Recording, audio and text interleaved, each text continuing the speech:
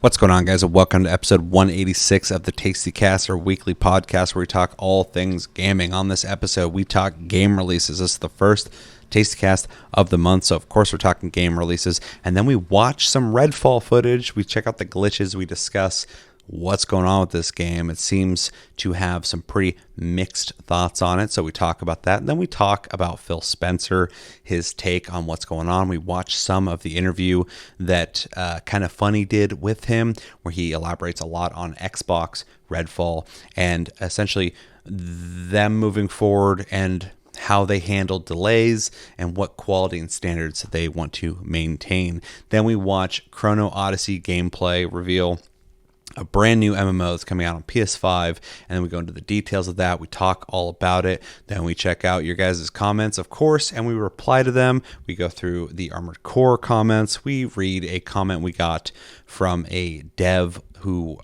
did the decisions for the voice acting in Wild Hearts, which is really crazy that they found our video and talked to us about that, but very cool. And yeah, we cover a lot in this episode. We have a really good conversation. You guys are going to enjoy, I hope, the Phil Spencer part, because we had a really good conversation there, I think.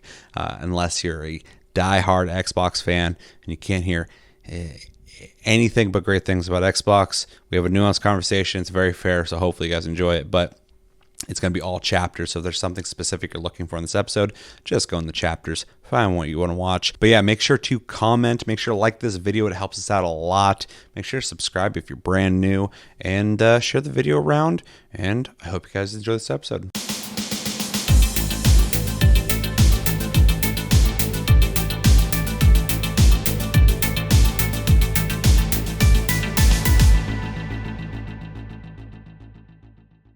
What's going on, guys? Welcome to episode 186 of the Tasty Cast, our weekly podcast where we talk about all things gaming. My name's Seth, and joining me today is Chevy. Chevy, how you doing? Doing good. How about yourself?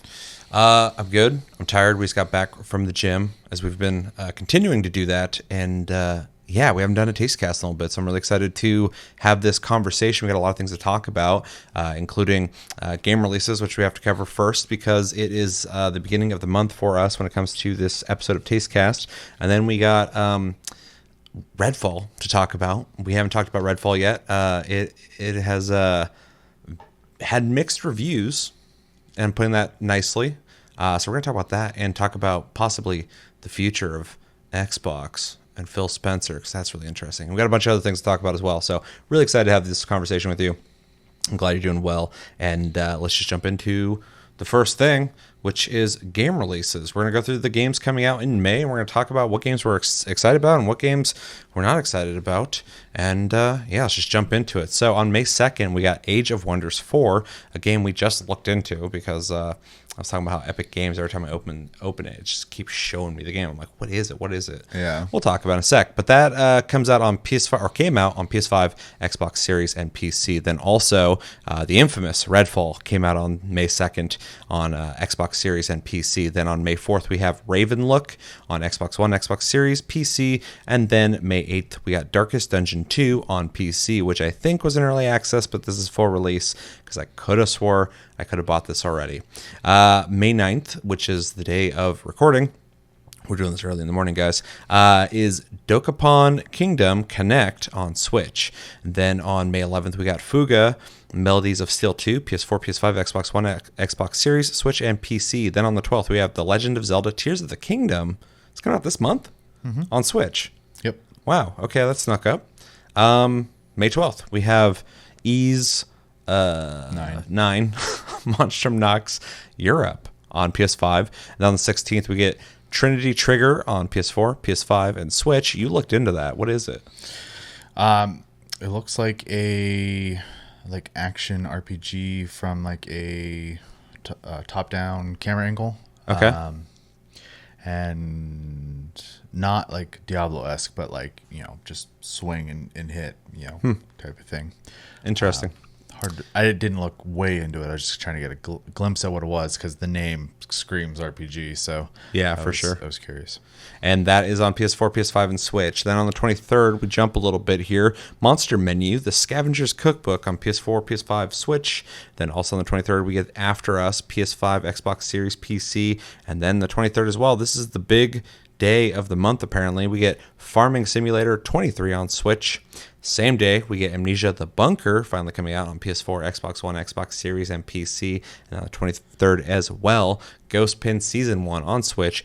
And the last game on the 23rd is Planet of Lana, Xbox One, Xbox Series, PC. Then on the 25th, we got The Lord of the Rings Gollum finally coming out as well. PS4, PS5, Xbox One, Xbox Series, PC, everything except for Switch.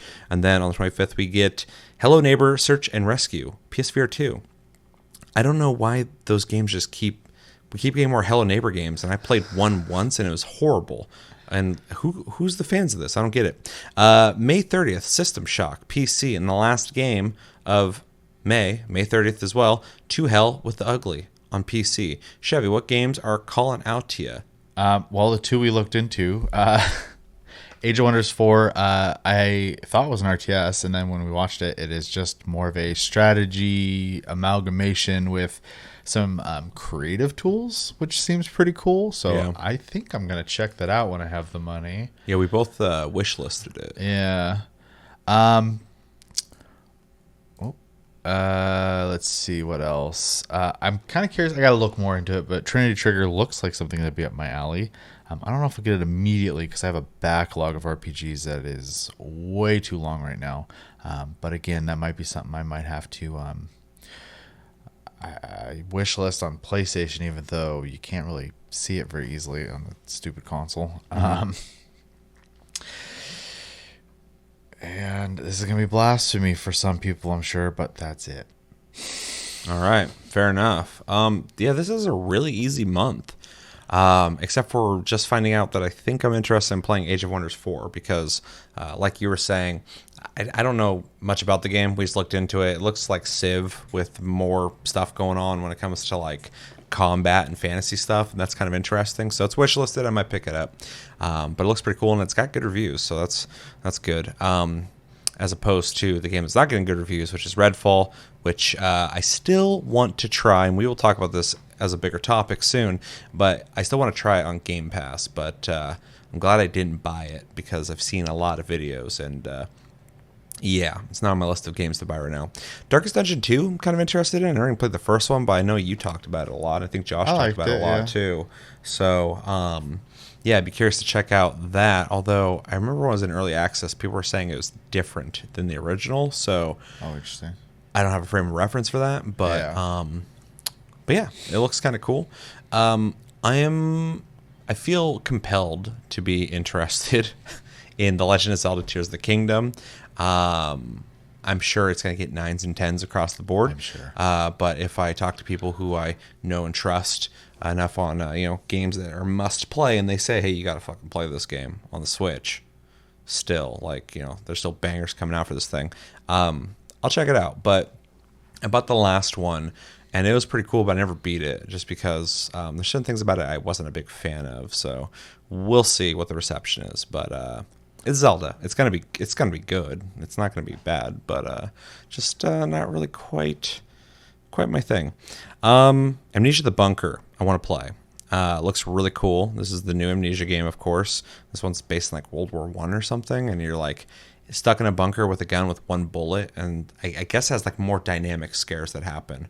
There's like a system in place where you're like roaming around, things happen, as opposed to the more designed scares of the past games. At least that's what I read somewhere. I look forward to watching people play that one. Yeah, so it'll be interesting because the Amnesia games have like great atmosphere to them, and I'm very curious about what people have to say on the Lord of the Rings Gollum, because not only is this a game nobody asked for, I look at it, I'm like, who's gonna play that?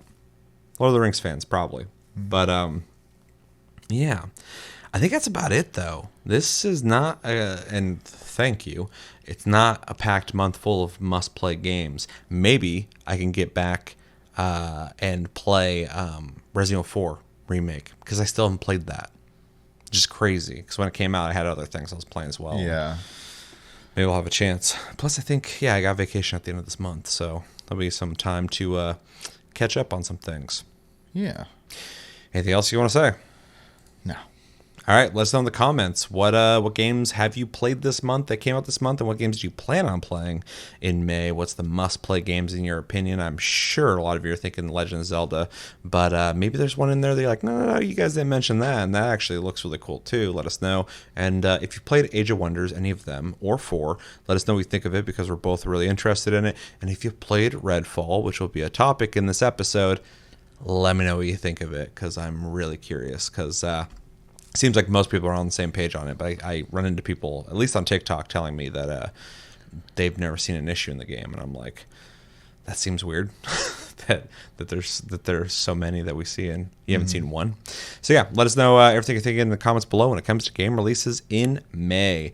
All right, let's jump into what we've been playing, where we talk about the games we've been playing in the last week or so. But for us, probably the last 3 weeks, if you have something you want to mention that's worth talking about, because I can remember 3 weeks ago. We haven't done a Taste Cast in like 3 weeks because we've done a bunch of other episodes between then and now. So yeah, I'll start first. Okay.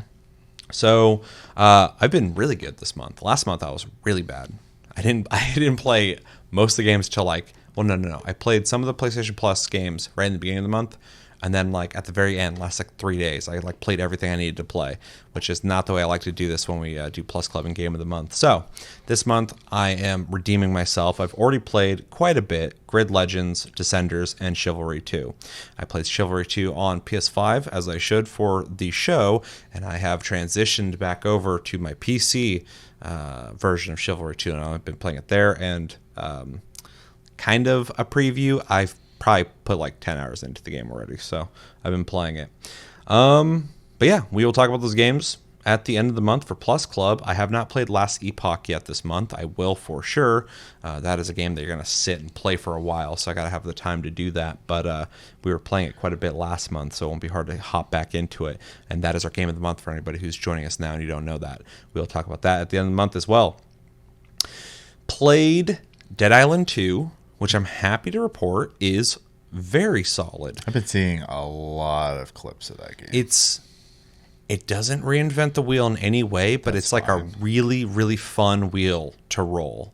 I was like, not every game has to be like leaps and bounds different than the last. So. Sure. I love me a solid game, Yeah. right? Like if a game comes out and it's just fun, cool. The thing I love about Dead Island 2 being a solid game with like almost nothing to complain about is this game went through development hell, 4 years. It got shuffled between devs, and there was speculation there for a while when it got delayed indefinitely. People were like, it's not coming out. And I'm like, well, they haven't said it's canceled. They said it's delayed for like a while. And people are like, no, it's not coming out. So with all this commotion, all these problems, the game comes out. It's really clean looking. It's a really good looking game. I'm like constantly impressed with how good the game looks. Like the environments are really well detailed. The zombies look great. They're varied. There's a bunch of different characters with a bunch of different audio, voice lines for a lot of things. And the game has some of the best gore effects I've seen in a game in years. It's really cool to see somebody. I think the last time I took notice of gore in a game, and I know gore's not for everybody, but it's still, you know, tech-wise is something you got to work on. And like the last 2 times I paid attention to someone doing something with gore was The Last of Us Part 2, which is not a game that you play for the gore, but they put a lot of work into it to make it disturbing, and it's really well done. And then before that was like Killing Floor 2. Because they created that's the gimmick of that an game. intestine system where like they'll fly everywhere and get wrapped on like light poles, and there's blood that'll actually hit the ceiling. Nowadays a lot of games do that, but it was like one of the first games I ever played that did something like that. And so it's kind of a weird thing to look at gore in a game and go like, oh yeah, it's kind of like back in the day when Soldier of Fortune 2 was like the game, like everybody's like, "You're playing Soldier of Fortune 2, you can like chop a dude's head into pieces." And I'm like, that's crazy. I remember people talking about it. Yeah, it was like super gory. But it's interesting, you know, when these things come up and someone tries to change things up. Dead Island 2 has a fun combat system that I think is an improvement on the last game. The last game is kind of janky. It's still fun, but kind of janky. But you know, it's mostly melee combat. There's guns, but it's kind of crazy that if I shoot acid on somebody, I will watch their clothes deteriorate on their body in like right in front of me, and then their skin starts boiling and then melting, and then you can see them kind of turning into a skeleton while they're coming at you. It's pretty crazy looking. And then like there's one time in particular that I don't know, I'm just describing gory stuff. If you guys aren't into it, skip like 10 seconds. I had like a wrench and I hit a dude in the face and his jaw went crooked. I hit him a second time, his jaw hung off, and then part of his face came off. And I hit him another time, and his jaw was like just dangling, and like his eye fell out. And I was just like, "That's crazy." That like That's a lot of detail. Every hit, yeah. One guy hit him in the arm, but his hand just fell off, but was still hanging by skin. Like, freaking what's his face? Who got his head almost blown off in Demon Slayer? Yeah, yeah, exactly, just like that, just like that. By the way, we've been doing a bunch of reviews over on Tasty Flicks. Go check it out. It's linked down below. But also, there's a part on YouTube where you can go to like friendly channels, and it's in there too. But we've been doing Demon Slayer and Hell's Paradise. I did a review for the Evil Dead movie that came out a couple weeks ago. And yeah, we're doing a bunch of cool stuff over there. We're getting some views over there. We got some subscribers, which is cool. So make sure to go check that out. But yeah, just like that. Yeah, I'm constantly impressed with like the gore system in the game. Like you can tell they put a lot of work into that. Even in the loading screens, it'll show in slow-mo a zombie with like an axe in him and blood flying at him. So they're really kind of showing you off the work they did on this. Right. And it really does show. So it makes combat super satisfying, and it's a lot of fun. The game's based in LA, and it's one of the most accurate versions of LA I've seen in a game ever, outside of Grand Theft Auto 5, So which is brown. Well, yeah, kind of, but you're in like Hollywood. You're in the Hollywood Hills, so it's like a lot of like mansions and stuff. Yeah. So everything's, not what California actually looks like. And then you go down to Venice Beach, which is really cool, and the maps are like super intricate. It feels like you're in like tight corridors a lot. Like when you're on the streets of the Hollywood Hills, it makes sense because you're on these roads that are like surrounded by like stone walls that are keeping this house private or whatever. But you can go into like most of these yards and houses and mansions, and you're like, there's a lot of exploration to do. And in Venice Beach, you can go in like most of the stores. You can run all over the beach. There's a police station out there. There's like a military base out there. There's a lot of stuff going on, which is really neat. And played multiplayer. It seems to work fine. I can't think off the top of my head if I had any issues with the multiplayer. And, that might not sound that profound, but like, there's a lot of games releasing right now that are like stuttering on release, have graphical and glitch issues, and like multiplayer issues. None of this is like rare. And this game came out and just works and looks really good and plays well. You would hope so for how long they developed it, but yeah. Yeah, but I would assume the opposite would happen for a game that they were struggling to get out. For sure. It just, actually shows that the time was used. Yeah, they're actually working on it, and not just like going, I don't know what we're doing here. Having a publisher say, "Do it now." Yeah. So yeah, Dead Island 2 is fun. What else to talk about there? The weapons are cool. There's a lot of them, which is cool. I've been using the knuckles mostly, just because I have them set up where I do less damage per punch, but I swing faster, and they're already a fast weapon. But then I have impact damage on them, so I start going, and like every once in a while I'll get like an impact hit, and they'll like get flung or whatever. So I'm just running up like decking people out, like Mike Tyson, and super satisfying. I hate the knife, because any of the knives in the game I've used so far, you're just like swinging fast, but like there's no impact to it, so they're just still in your face. I like things that will hit them away. And then of course there's the drop kick. Funny thing, I posted a video of me doing a drop kick multiple times on TikTok of Dead Island 2, and somebody's like, it looks just like Dying Light 2. And I'm like, yeah, I get that. The brand's kind of confusing because Dying Light 2 is essentially just Dead Island with parkour. I don't know if he got what I was throwing at him with that, but they're all based off. I mean, they're all kind of the same game. So they make zombie games. Yeah. I think it's who the fuck made the original? Was it Techland? Originally made Dead Island, then they made Dying Light, then they made Dying Light 2, and then this is made by somebody else. But I think they did a good job keeping the spirit of the game. But yeah, when people always bring up like, oh, it looks like Dying Light, I'm like, it was the same people, and it basically is. They went, you know what, Dying Light was kind of a cool, or Dead Island was kind of a cool idea. Let's put parkour in it, and then they made Dying Light, which I think is the better series. But this game's pretty solid. So, yeah, and then progression's interesting. You every time you level, you unlock either a new card. You can also find cards, and at certain points, you unlock more slots to put cards. So first, you have like 4 or 5 different skill decks, and then when you get cards, you can equip a card there. And then you can go in your deck and change that card out for others. And then if you get a second one in your deck, you can now have 2 cards equipped. So you can kind of mix and match and kind of make builds. They're not the most complex ever, but they're not so basic that it's boring as well. I have been kind of tooling my guy to play a certain way. So that's fun. And the story's fine. But it's just a game that you're like killing zombies. So it's not really trying to be too super creative, although it has the most accurate ambient conversation dialogue I've ever heard. I was like in a diner and there's these guys talking and I was listening to them. Like, I'm not interacting with them, I was just doing something in the building, and the way they're talking, I'm like, that sounds like just normal dudes talking. It's really weird. Like they weren't saying, they were making jokes, they were just like whoa, whoa, whoa, whoa, just like on and on and on. I'm like, that's weird, you guys put this so much work into. These NPCs could just be standing here looking at me, and I walk up to them, they're like, hey, watch it, and like that's all you get, because a lot of games do that. But they have this like full line of dialogue they go through, and I was just like, that really just sounds like a couple dudes just standing around talking. That's interesting. All in all, though, it's a lot of fun. It's literally like, if you're looking at Dead Island and you're like, I want to kill zombies in fun ways with crazy weapons, that's literally what the game is, and they did it just fine. It's fun. So I recommend it to anybody who wants to play that kind of game. Somebody asked me, though, is the game worth $70? I told them, for me, yes.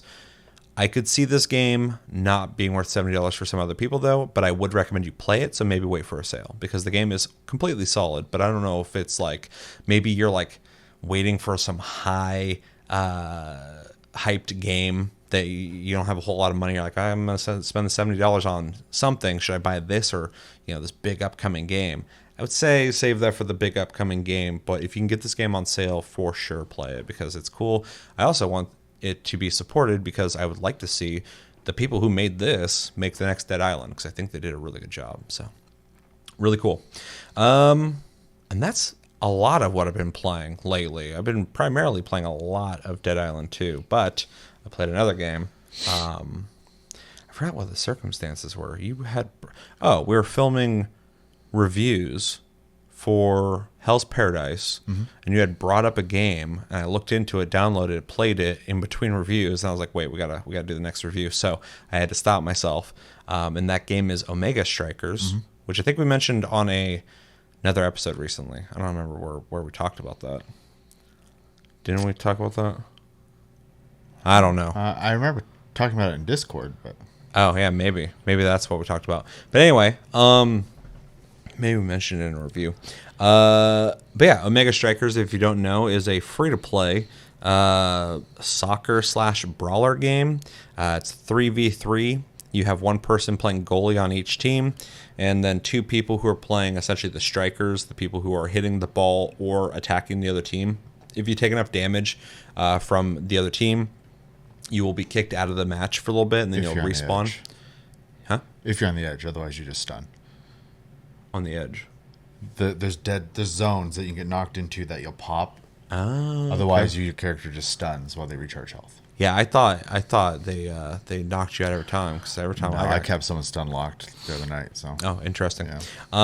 Yeah. So anyway, it is a brawler / sports style game, kind of in the vein of like it's almost like a Power Stone meets like Rocket League. It's got a weird thing to it. That's also interesting. Like Windjammers.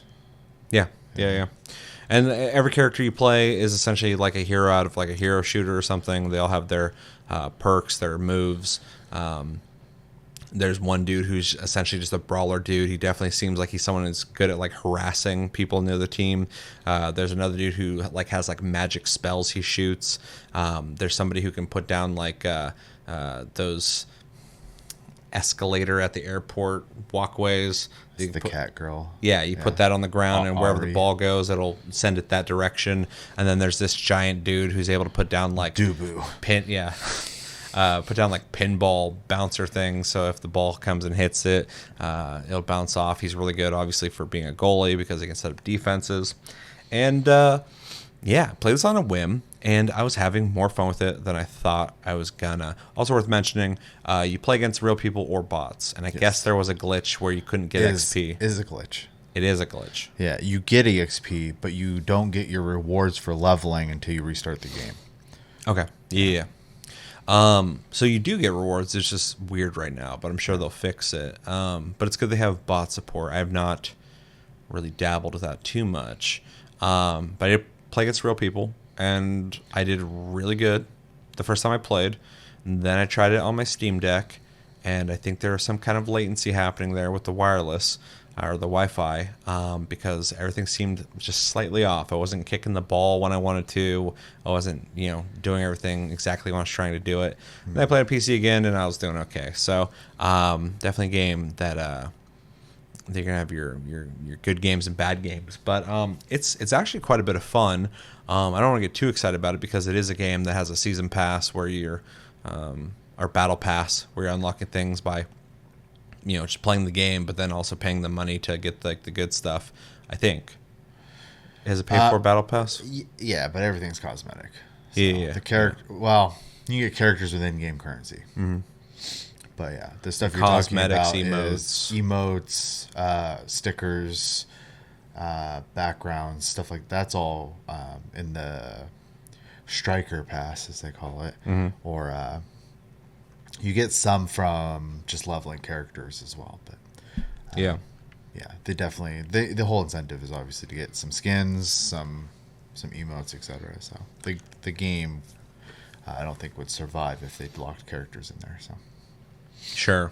Yeah. I'll be curious to see how this game does anyway, because it definitely has the potential of being like the next, one of those weird little indie multiplayer games like Rocket League or Dead by Daylight or something where it gets an audience that plays it. I could see that happening with this for sure.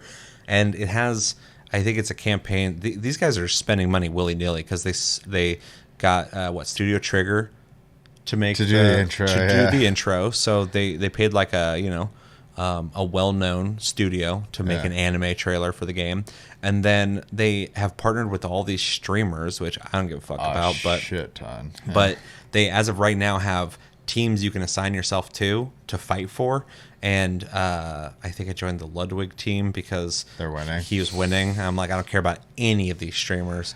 I like Asmongold, but he was like 10 7. So. Yeah. So I joined Ludwig just because his team was winning, and I'm assuming he's just going to keep winning because more people are going to do what I did and keep joining him. Oh, he's winning by a landslide. It's ridiculous. Yeah. So.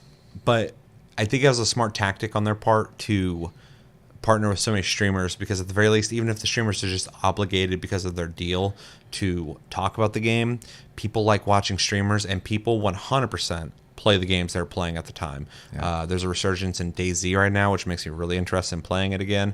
You've seen random clips. I also see a lot of what's that top-down Project Zomboid. I see a ton of clips of that game lately. Yeah, I'm seeing a lot on DayZ, and it really makes me want to play it again. I'm like, is it in a good place? Because anytime I played that, it was always in a shitty place. Yeah. And then I always think of like back when I played like Phasmophobia, because I was checking the new and trending tab on Steam. I was like, oh shit, this sounds cool. I was playing it for like a solid like week and a half, and then a streamer played it. I don't know if it was like Markiplier or something. One of those guys played it, and all of a sudden the game just went boom and just like fucking popped off. So streamers definitely help sell games at this point. And it's really interesting to see this game is like going very aggressive and trying to have not just one streamer playing it and talking about it, but like a lot of them. So also one of them voice acts a character in the game. So yeah, so the game's like super involved with a lot of places. So I feel like it's gonna kind of suck for them if it doesn't do well, because it seems like they're very invested in trying to get this game going. But I'm happy to say, all that aside, kind of analyzing their strategy on trying to get this game going, that it's a fun game to play, and I think it's solid. I think the game is simple enough for almost anyone to be able to pick up. If you understand the principles of kicking a ball through a goal, you got the game for the most part. But there is some advanced learning curve to learning all the characters. If you stick with one, you'll get it. But like, when you hop around, you go like, okay, this person's definitely different than that other person. And then you have to decide whether you want to play goalie or a striker, or you can do both, which I think is kind of cool. You can pick flex and it'll allow you to play both. But I think it's good because there's a lot of people who are not going to want to play goalie, and a lot of people who shouldn't play goalie. Yeah, I agree with that.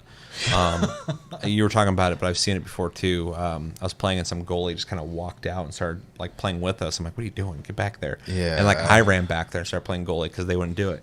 Yeah, it's happened to me a couple times. Yeah, so that's fine. You're always going to run into random people doing random things in all games. So,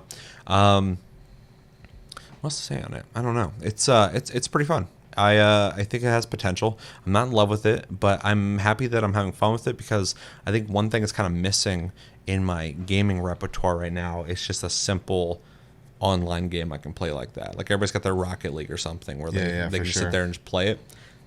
I don't really have that. The closest thing I have to that is like Hunt Showdown, and that's like an emotional process for me. Oh, so that's not a short game. Yeah, that's a game where like I'm sitting there reading the terrain and listening to the wind and fucking anticipating my next move and trying to survive. It's not really like a relaxing like, oh, let's play some, whatever, some kind of simple fun sports style game or esports style game. I don't know. But yeah, it's cool. I'm enjoying it. I'll probably play it more for sure. I don't think I'm going to play on my Steam Deck, which really sucks because I think it's like perfect for the Steam Deck. Download it on Switch.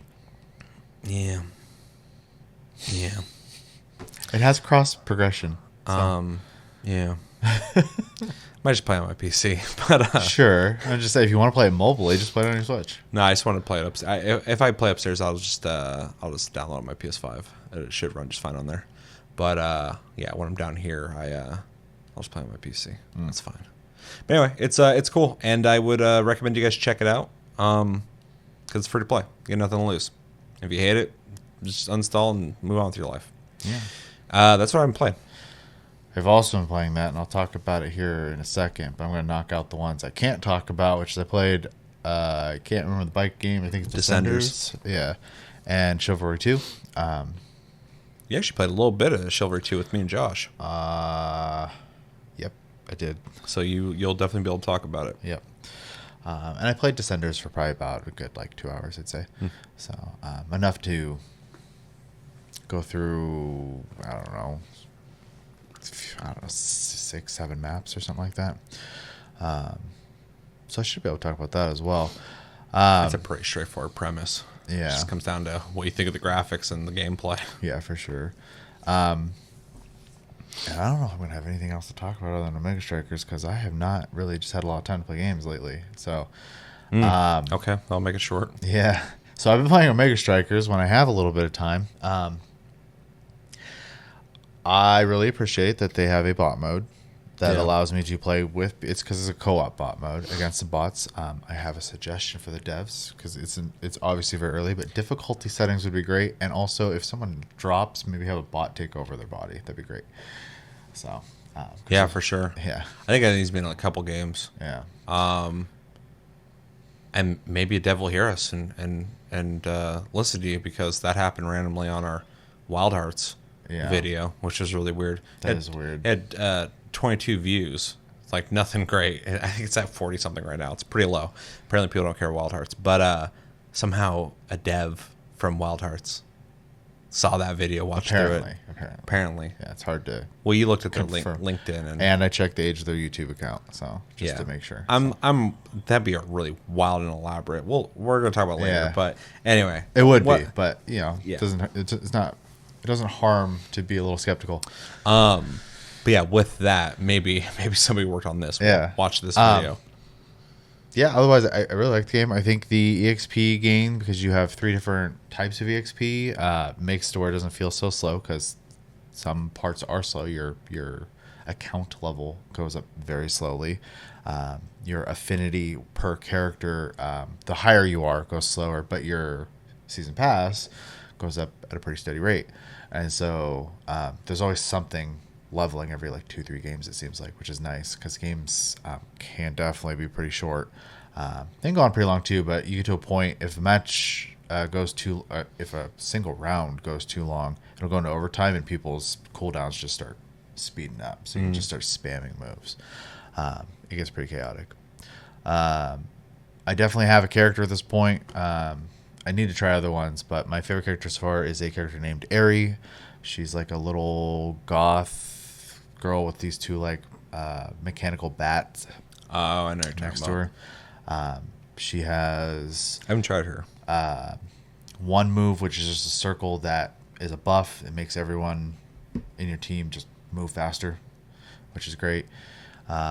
She has a straight line attack, which will make your teammates get bigger, but will also make the opposing teammates team shorter and weaker. So you buff your people, you debuff them, whoever you hit, and it'll hit the puck as well and launch it. So it's a good, like, if there's just a group of people, throw it in there type of thing. And then her super ability is a giant orb that starts growing, which you can hit the button again to launch it prematurely, or it'll just grow and then travel in a straight line until it runs off the map, basically. And it'll do multiple small hits and hit the puck. So she's pretty good about basically messing with the other team, which I like a lot, and buffing your own team.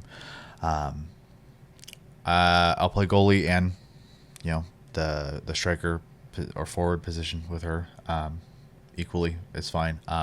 Dubu, the giant hamster guy, he is a good goalie, but I think he's better as a striker because he's huge and hard to get around when you're in the middle of the field, and he has a lot of harassment moves. He can just keep harassing you, and so you're just kind of stuck. That's like on that him. that greaser guy that I was playing a little bit with the stupid I hair. don't run into him too much. So. Oh, really? Well, the bots only play 3 characters, Oh. but I haven't seen too many of them on my team, I should say. Interesting. So I haven't really seen too many moves. I've seen a lot of people play him, but the cat and like the default girl, I can't remember her name right now. She's got like the punchy glove thing on one hand, but they're both really good characters. Those are pretty generous free characters to give. So yeah, the greaser guy though, he when you're talking about harassing people, I think he's really built for that because he has like an AoE move that hits everyone in a circle area around him, and then he has a move where he grows bigger and you're just able to hit people then at that point. Yeah. And so like one round ran over to the goalie and started smacking him. Oh, dude. And the goalie was running from me and I was smacking him more and I almost killed him, so he ran away and someone just knocked the thing in. I'm like, yeah. All right. So what's really nice is if there are people who are good at that part, because like I can harass a little bit, but I'm better at like shooting and like passing and stuff like that. Yeah. I've gotten really good at like I think I've gotten really good. I'm sure there's people who would just wipe the floor with me, but of like aiming my shots between people and stuff like that. So even as goalie, sometimes I'll just make goals from across the way because I'll see everyone up here. I'm like, I'm just gonna ricochet, guys. So, especially because you can hit square to like charge the puck and make it just fly a lot faster. You can't spam that. It's like a cooldown thing, and everyone can do that. Yeah, a lot of people don't. Square on PlayStation controller. Yeah, a lot of people don't use that at all. Because I used it one time, people act like they didn't know what the hell happened. Oh, it's fantastic. If you got an opening, use it.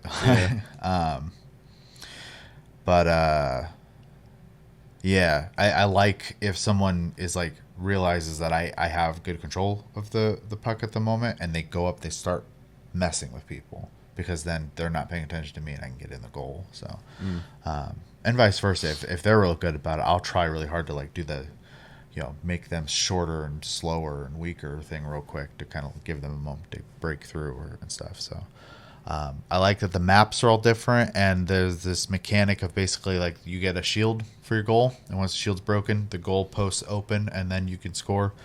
So there's like a phase in the beginning of like people trying to break the shields down, but also they're like hitting each other, and it's like almost like a brawl phase. And then it turns into, once the goal opens, like you're trying to knock it in. There's one map that has, instead of one big shield, it's 2 like weird like angled shields on the sides of the goal that you have to break before you can get in the goal, and it has a median in the middle. But if you run through that median, when it lights up, you get a speed boost. So it's kind of a neat little mechanic there too. A couple of the maps have like little mechanics to them. Other ones are just like just like a field. Yeah. Like you said, it's really easy to get into, but there's definitely like nuance to learn. So it kind of reminds me of fighting games in that way, where it's like there's always like easy to get in and just kind of like start playing. But yeah, if you want to get good, there's some underlining stuff you got to learn to it.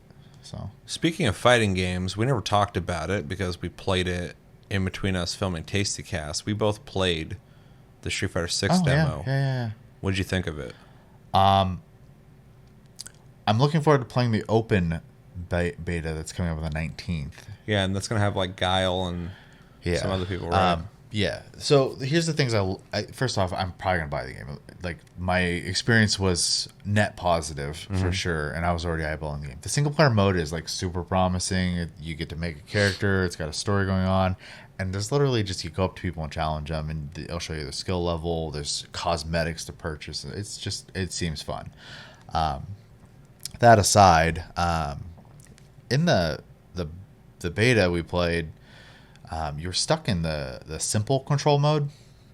I hate playing fighting games that way. So I wasn't having a good time playing in the single player mode in the beta because I couldn't play the game how I wanted to. Now when I did just the versus where you only got access to two characters, which I think was Ryu and what's his name, Luke? Chad or something, dude. He's basic. It let you pick a play style all of a sudden. So I was like, okay, cool. And I had a lot more fun with it. The visuals are great. The animation is fantastic. The effects are like they're really flashy, but they also they got this really cool the street part of Street Fighter where it's just like spray paint effects and stuff like that. I really like it. It also does a really good job because I played the tutorial just because I was curious about how I was going to try and go about trying to teach somebody how to play fighting games. Because most of the time with fighting games, if you're familiar with the fighting game, you're going to get into it. But if you're a newcomer, especially if you're trying to play with your friends, it's one of the most unwelcoming genres in gaming is fighting games. And so I went through the tutorial and it did a really good job on explaining all the features and really simply put how to do all the things and covering the different control types. So I definitely appreciated that for people who are not going to, want to hit pause, go to the control or the combo menu and start trying to interpret what K means and what S means, and it feels like a modern fighter. Yeah, no, for sure. And I really like the speed of the combat is really good. I like that a lot. Yeah, it feels much better than the last one. Yeah, last one felt a little slow for me. Yeah. This one it's got a dash too, which is nice. Yeah, this feels really good. Has multiple play styles, so it has that simple mode for, especially if you're new to fighting games, is really easy to get in and pulse moves off. But for more advanced play, you can then switch it to full, old school controls as well. So I'm glad it's an option because some games have in the past that because they're trying to figure out how to get new players in fighting games, kind of force that, and I didn't like that. So I appreciate that it's a toggle. Really, I think this is going to be a really good starting fighting game for a lot of people, and especially if you pick it up earlier than later, because you're going to have a lot of people in the same position. And just to kind of throw this out there, with any fighting game, don't worry too much about a meta. Character looks cool, you're going to be inclined to learn them. Just pick that character, and then you're going to get your butt kicked. That's going to happen. Just deal with it, and you'll get better through that. So, yeah. Yeah, familiarity is key with characters in fighting games, but I assume most people know that. So, I played it too. I thought it looks really good. I think it plays really good. I feel like it's definitely an improvement over the last couple iterations of Street Fighter, because I used to like Street Fighter when I was younger and fell out of it with the last two different iterations of the game. I was having a blast with Alpha in the arcade the other day. So yeah, I liked that too. Yeah. So it made me realize I think I just like the older ones more, because the newer ones feel just a little more stiff to me. I don't know. At least with the older games, it's you can defend it with it being an older game, but the newer ones crappy frame rates. Yeah, but we had this new one. It kind of sucks that you only had two characters to play, but because the other dude who's not Ryu played very much like him. They had very similar combos, but the combo was good. Like you said, the effects were really flashy, really cool looking. Really good environments, which is something that is oddly enough kind of a staple of Street Fighter since the Definitely. original. Yeah. I remember when I was a kid playing Street Fighter 2 and had the moving backgrounds with all the stuff happening. Yeah. And I like that that's just become like, that's just maintained a tradition with the game because the backgrounds are like really well animated and awesome looking in this. Obviously, Mortal Kombat does similar stuff with their backgrounds. But yeah, really cool. And yeah, I think I'm probably going to pick it up, which is weird. Been kind of wanting to play a fighting game, and playing that, I'm like, okay, this is a modern one. I really want to get my hands on Tekken, though, the newest Tekken. That one's looking really good, and that's more my speed. That's more my style of fighting game. But yeah, I'm happy to say that the new Street Fighter, though, is something I'm definitely interested in playing. I recognize your problems with it, but yeah, it didn't bother me too much. I put on classic fighting mode or whatever. Seemed fine. There's two other ones. What were the other two? I thought there was just the 2 modes. There was it's like a green and red one, and then there's classic. And I put on classic just because I wanted to. Yeah, I don't know. In the story mode, I couldn't pick at all. So Yeah, I didn't do story. I just did like arcade or whatever. yeah, in arcade you can pick. Yeah, but I think they've done that before in prior Street Fighter games. Had like different modes or whatever. Why in alpha you had different ways to do supers. So, yeah. Just one seemed like it was meant for like new people. Definitely. Because it had like simplistic controls. I also think it's interesting too that it has like I forgot what they're called, but there's like super attacks where you like hit harder, but then there's like a counter in this game now where if you hold it, you just do this. But then there's a way to do a super version of that, which I thought was really interesting as well. So there's a lot of layers here, which makes a lot of sense because if you ever watch like pros play Street Fighter, it's a super combo heavy game. And lots of blocking. Where people are doing things, anticipating blocking them, and knowing what they need to do next combo wise to counteract it. It's like almost like frame counting, which Yeah. is ridiculous. I'll never be that good. And so adding more layers to the combat where there's like levels of countering and levels to blocking and levels to attacking is going to make for some really interesting pro fights, I think. Oh yeah, it'll be fun, and it'll definitely be an Evo game. Street Fighter is a staple. So Sure, and it feels like balanced, like it's going to be a pro game, an esport game.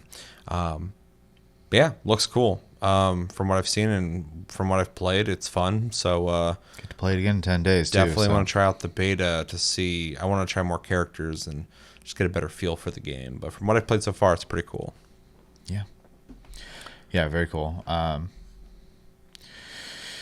Yeah, give me something other than Guilty Gear to play, because I got my eye on a couple other games, but I don't know if I'm gonna be into them or not. If you play fighting games, let me know. As someone who enjoys Guilty Gear, what I enjoy, Melty Blood, is the one I keep eyeballing. So I just don't want to pull the trigger because it's a lot of money for a game I might not like. So Refund it within 2 hours. I hate going through that crap, but yeah, I could. I've only ever refunded one game, and people would be mad to know it. So I've refunded so many games. yeah. What was it was Hades. Hades. Yeah. Yeah. The game everybody loves. Yeah. And it's the only game you refunded. Yeah. The game's quality. I'm not complaining about it, but when I played it, I was like, no. They're making a sequel. Yeah, that's great. Yeah. Yeah. So Mega Strikers and Street Fighter, I guess. I'm trying to think if I have even remotely played anything else. I don't think I really have. So, yeah. That's it. All right. Well, that's all I got as well. So let us know in the comments, what games have you guys been playing? What games would you recommend us play? What games are you looking forward to playing in the near future? And everything in between. Let us know everything you're thinking about in the comments below. All right. First thing we are covering is the thing that a lot of people are talking about right now, and that is Redfall. Now, Redfall came out, and for the most part had a lot of negative reviews, which I kind of was anticipating, but not to this degree. I remember watching it early on and thinking that the visual style of the game was cool. 4-player co-op is always an easy sell for me.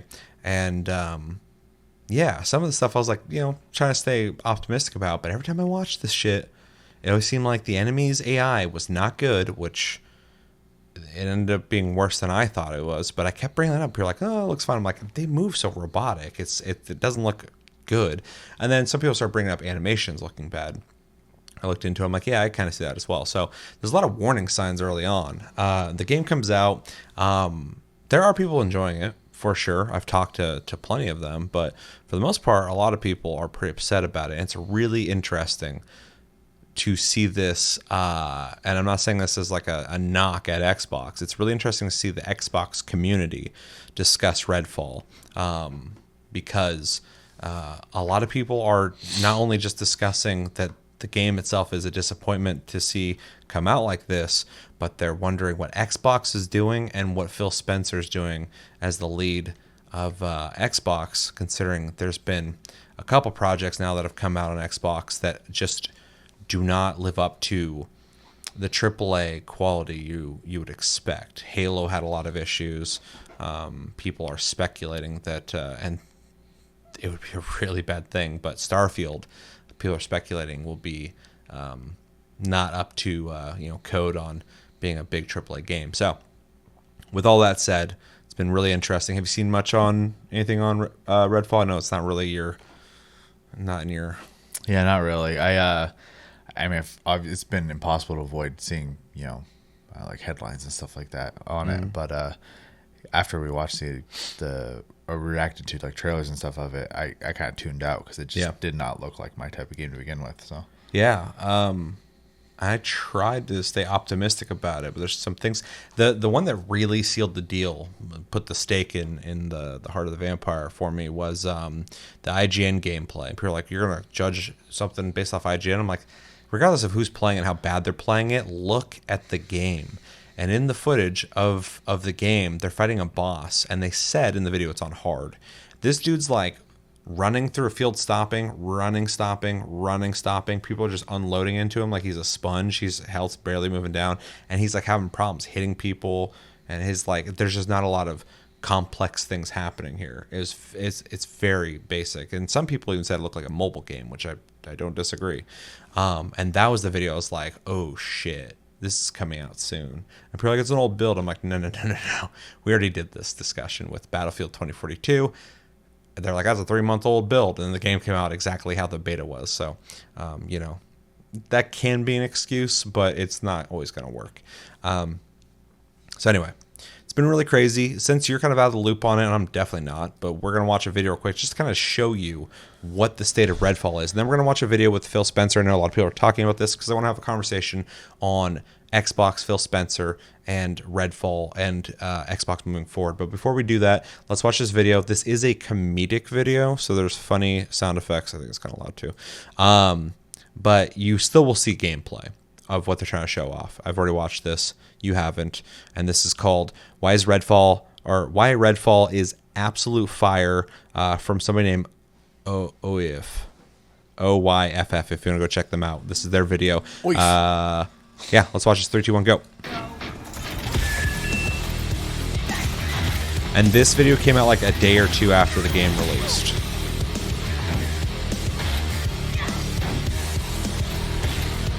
Now, for everybody listening, this guy's just punching an enemy that's standing there looking at him and turning at him.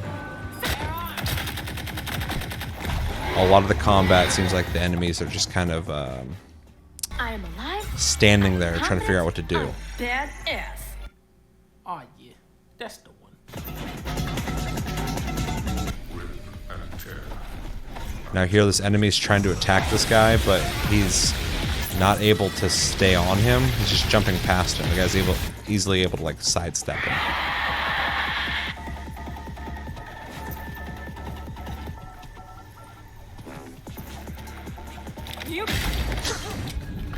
that was quite the reaction. Yeah. I remember Be easier. I keep thinking it's like freezing, but it's just something doing crazy. This is kind of ridiculous. I needed that. That was my friend, you asshole. And apparently he's playing this on hard. With all these enemies just kind of standing there looking at him, trying to figure out what to do. But I remember when we reacted to Redfall at one point, there was a scene where he was up in an attic fighting a vampire, and the vampire just had one move he was doing. Yeah. It was so easy to read, and I thought it was just for like presentation Good thing value. I have my spin move, and good thing that they don't have any. And this is like die broken. moves. Yeah. Oh, shit! Yeah, I don't seem to really do a whole lot. Yeah, it's worse than I thought it was going to be.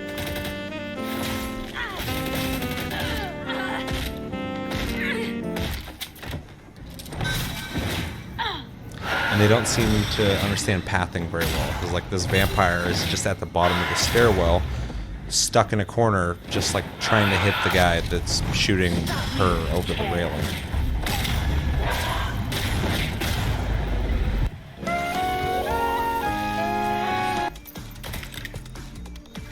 This one's pretty bad.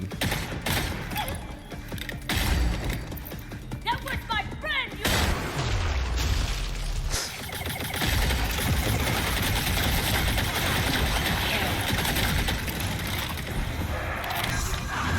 Or at least that one charged. Yeah. Yeah, that was the best I've seen so far. That one. So weird. It clips through the dude's inner leg. And this is that boss that IGN showed off fighting. Who just kind of like tiptoed through a field while they're shooting him nonstop. And this guy is essentially exploiting him through a very small, Ledge. yeah, just like a little ledge that you could like step over. He's not able to traverse over it. He's able to teleport past it. The guy's just jumping back and forth over it. And he's able to just run around him and not get hit. I mean, that's just T-posing. Yeah, That's the that- most dangerous yeah. thing that's happened. Yep.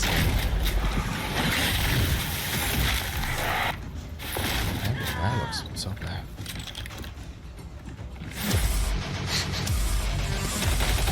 The same people who made fucking Dishonored, isn't it? Yeah. Interesting. And Deathloop. Although this is Arcane Austin, and I don't know what part of Arcane worked on those. Gotcha. I think it's like their unless Second studio. I don't want to speak out of the school here on this. I mean, regardless, Somebody's gonna let me know. the company is still Arcane though. So Yeah, they're yeah, still there should be responsible. a standard there. Yeah. So yeah, we got more to watch about Redfall, but what'd you take from that? I mean, it looks like game's in beta to me. Yeah.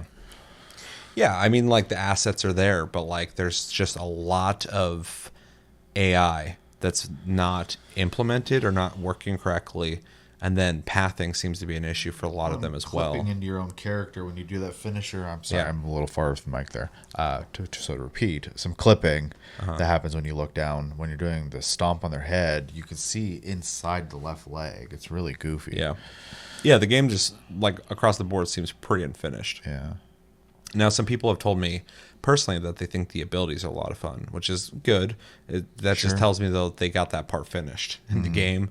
And my biggest concern with this is something I speculated on before the game came out, and I still feel like it's probably a factor, is we went through like 2 years of games on Xbox getting pushback. And every one of those years, the console war people were all talking like, oh, it's going to be Xbox's year. It's going to be Xbox's year. And I wanted it to be because they fucking need a win. But they kept getting shit pushback. And then things would come out like Halo and have some issues. And so... Hi-Fi plays fine. Huh? Hi-Fi plays fine. Sure, yeah, it's actually a lot of fun. That was a win, 100% a win for Xbox. That game was like dropped randomly, and it was fucking awesome. I never beat it, but I really enjoyed what I played of it. I feel like this is a product of somebody, possibly Phil Spencer, and I like the guy. I'm not saying anything about him out of like spite. I think there's a lot of pressure. Like, fuck, dude, we got to get something out. Like, we can't just keep relying on like, well, just play things on Game Pass, like pay one price, play everything. You got to have the fucking titles to really get people excited for Xbox as a brand and Game Pass. And I think they might have rushed this to try and get it out because what else is lined up? which would be a shame. But at the very least, even if that's not the reason why it came out early or came out fast, the game is obviously not finished.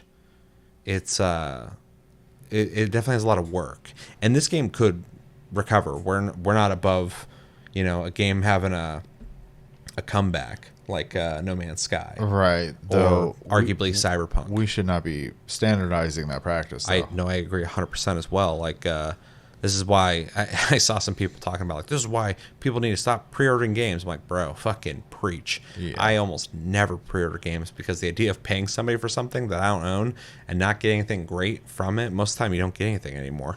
People just pre-order some shit because they're excited for it. They feel like they're putting their money towards something they're stoked for. It's just kind of crazy. And yeah, if more people are saying that and preaching that and going like, hey, don't pre-order games because someone pre-ordered this and it's not even finished, it's just a bad practice. It made sense back in the day, but nowadays not so much. But yeah, I'm all for people being against that. It's a bad practice. Yeah. But yeah, it's just kind of crazy. This game is worse off than I was expecting it to be, and it's not even. I don't even say that in like a haha, I fucking knew it. It's like it's shitty. It sucks. Because I was optimistic enough to possibly try it out with some friends, but I haven't played it yet because I'm looking at it, I'm like, that's too broken to let this taint my opinion on the game. Maybe after a couple patches. Yeah, I would say it's a little beyond like having a story mode in the game, right? Which is completely fine if you're just playing a game for a story. Like, that's not a knock, but like this game isn't even trying to do anything back to you, so Yeah. which is not great. Yeah, it just seems kind of like Not engaging is the word I want. in a sad way. I feel in a sad way, it kind of feels like a waste of time to play it right now because what are you getting out of it? Like, you're walking around killing things, but like it's not at the very least it's not working as intended. Nobody intended this game to be like this. And so like you're not even playing the game the way it should be. And arguably that's like what I said about Cyberpunk when I played it when it first came out. I was really enjoying it, but it had so many weird little things I was having problems with on PC that I uninstalled. I was like, I'll wait till they patch a couple times and I'll return to this because I want to enjoy this game. One, and no dev wants to release a bad game, so Sure. Yeah. Nobody at Arcane's stoked about this. Yeah. Like, they put years of work into this, and it comes out, and people are like, this game sucks, which I wouldn't ever say something that simple, but a lot of people are saying that shit. Sure. And people are calling for, like, Phil Spencer to get fired, all sorts of stuff. And then I've heard a lot of people say, like, if Starfield comes out and it's broken, that's it. I'm fucking done with Xbox. So it's kind of a sad thing to watch because I want Xbox to do well. I want everyone to do well. So yeah. I mean, I agree with that. It's hard for me to have like a strong opinion just because like their list of games that have come out recently or are coming out, almost none of them are my type of game. So I just which is reminiscent of a lot of 360. a lot of Xbox's history with you. Yeah. Which is fine. It doesn't have to be for me, but that doesn't mean I'm going to sit back here and go, oh wow, I don't think that. Like, Well, that's why I thought Hi-Fi Rush was such a. I want them to do well. Sure, that's why I thought Hi-Fi Rush was such a win for them. Is like that's a game that I didn't expect from Xbox. Yeah. Right, and like that's a game that is going to bring in people who typically are expecting first-person shooters from Xbox or Flight Simulator or something.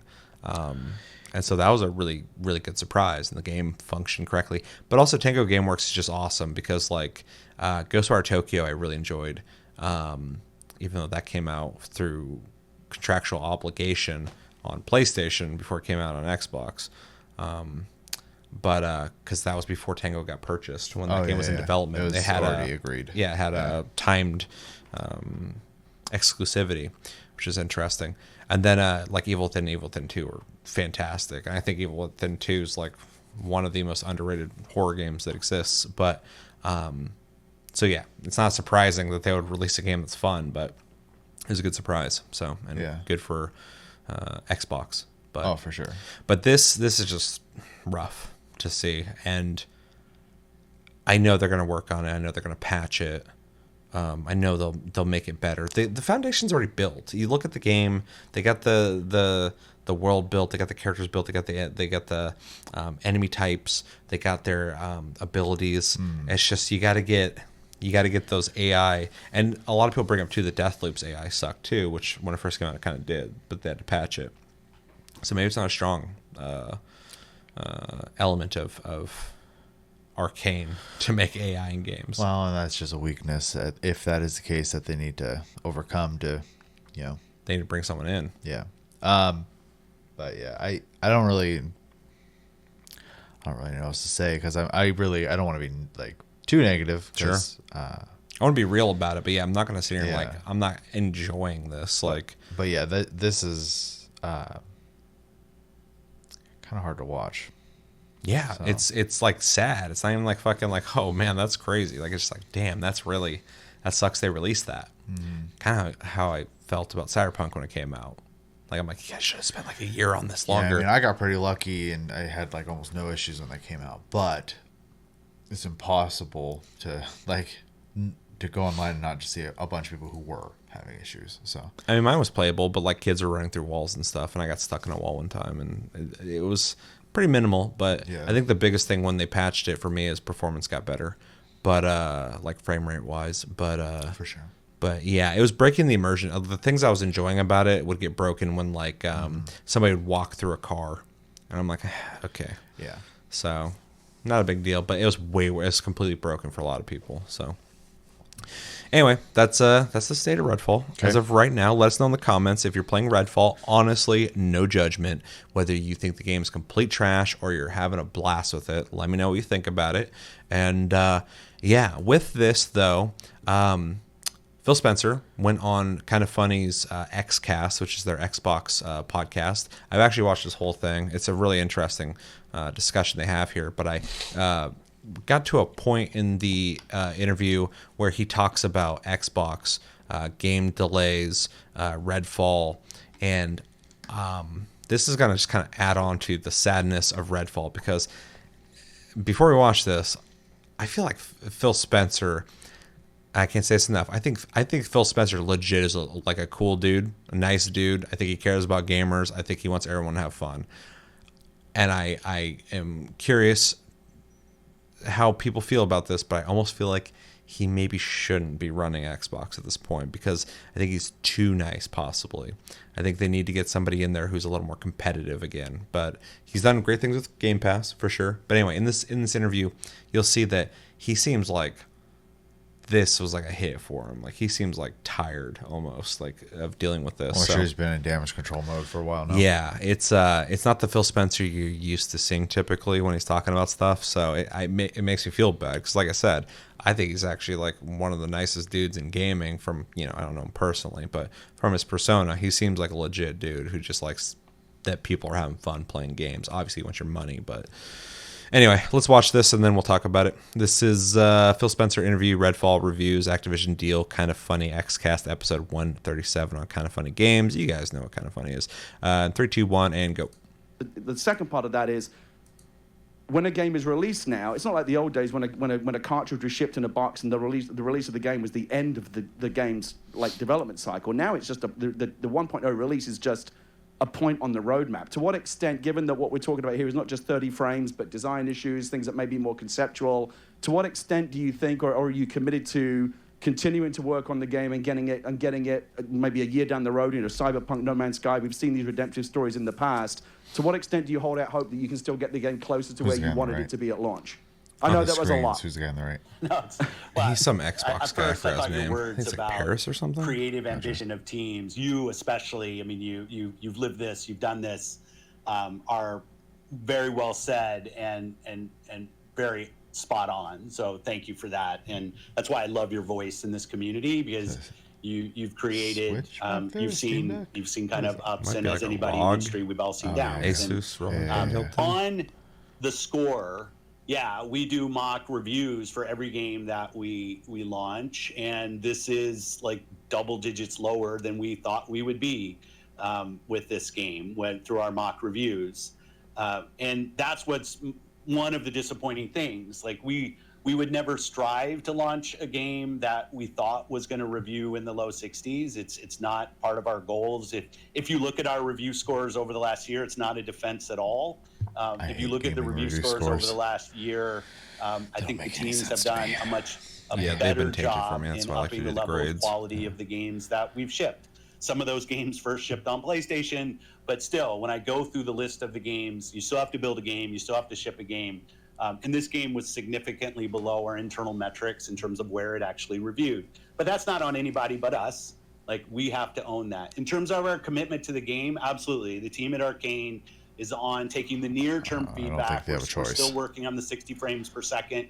We have a good timeline for that. We're committed to getting that done, and we're going to continue to work the game. I think we've shown a commitment to games like Sea of Thieves and like Grounded to continue to go and build games.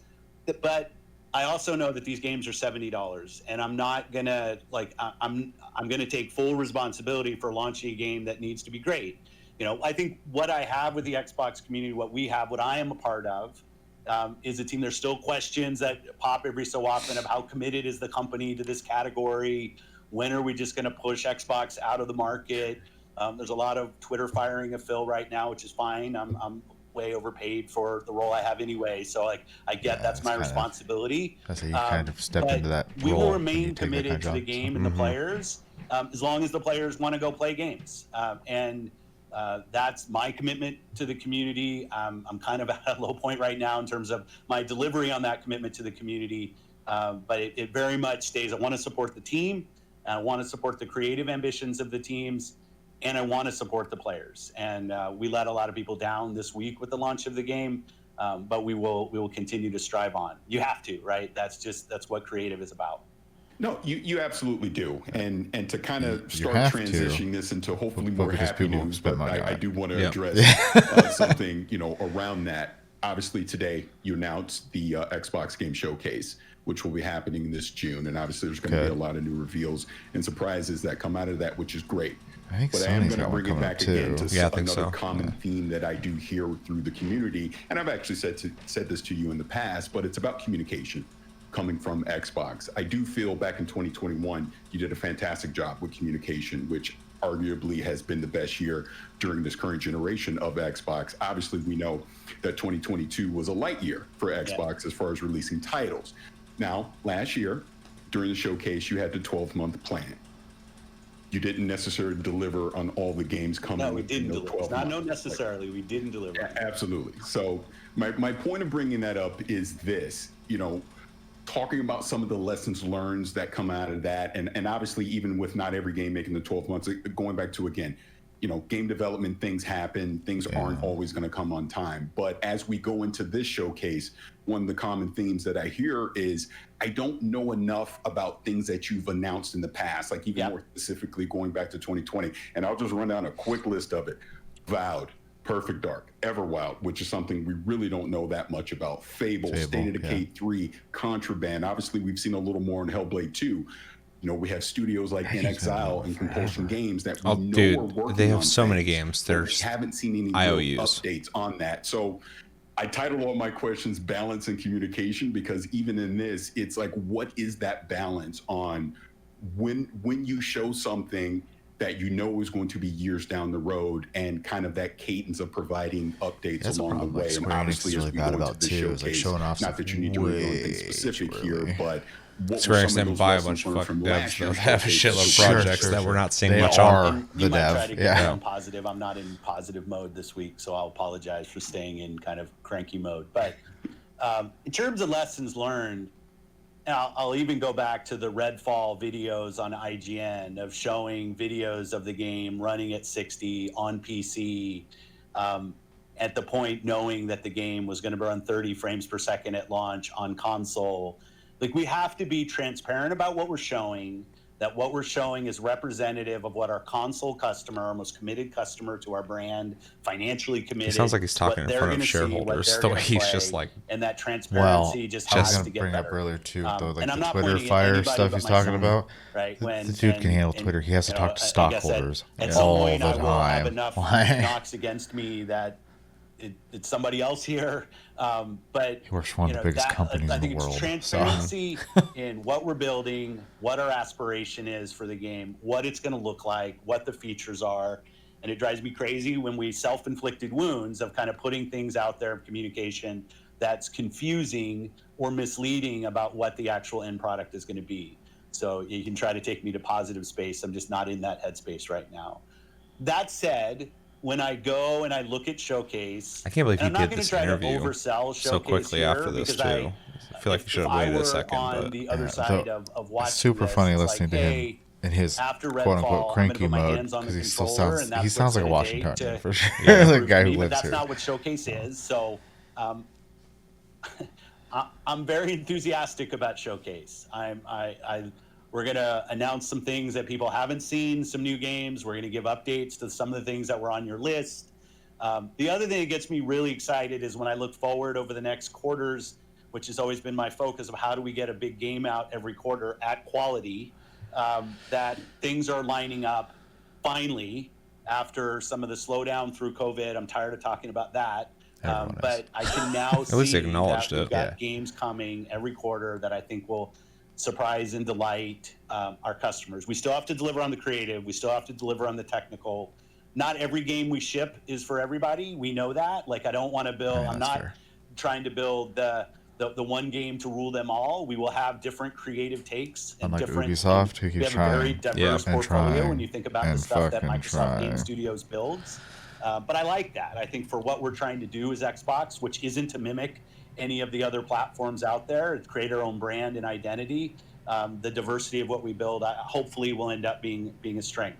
But we have to do it at quality. We have to do it on time, and we have to show people what they're actually going to see. We have to Yes. show gameplay, and I think I'm kind of beyond that. Like, we've got to put great games in the hands of our players. There's nothing else.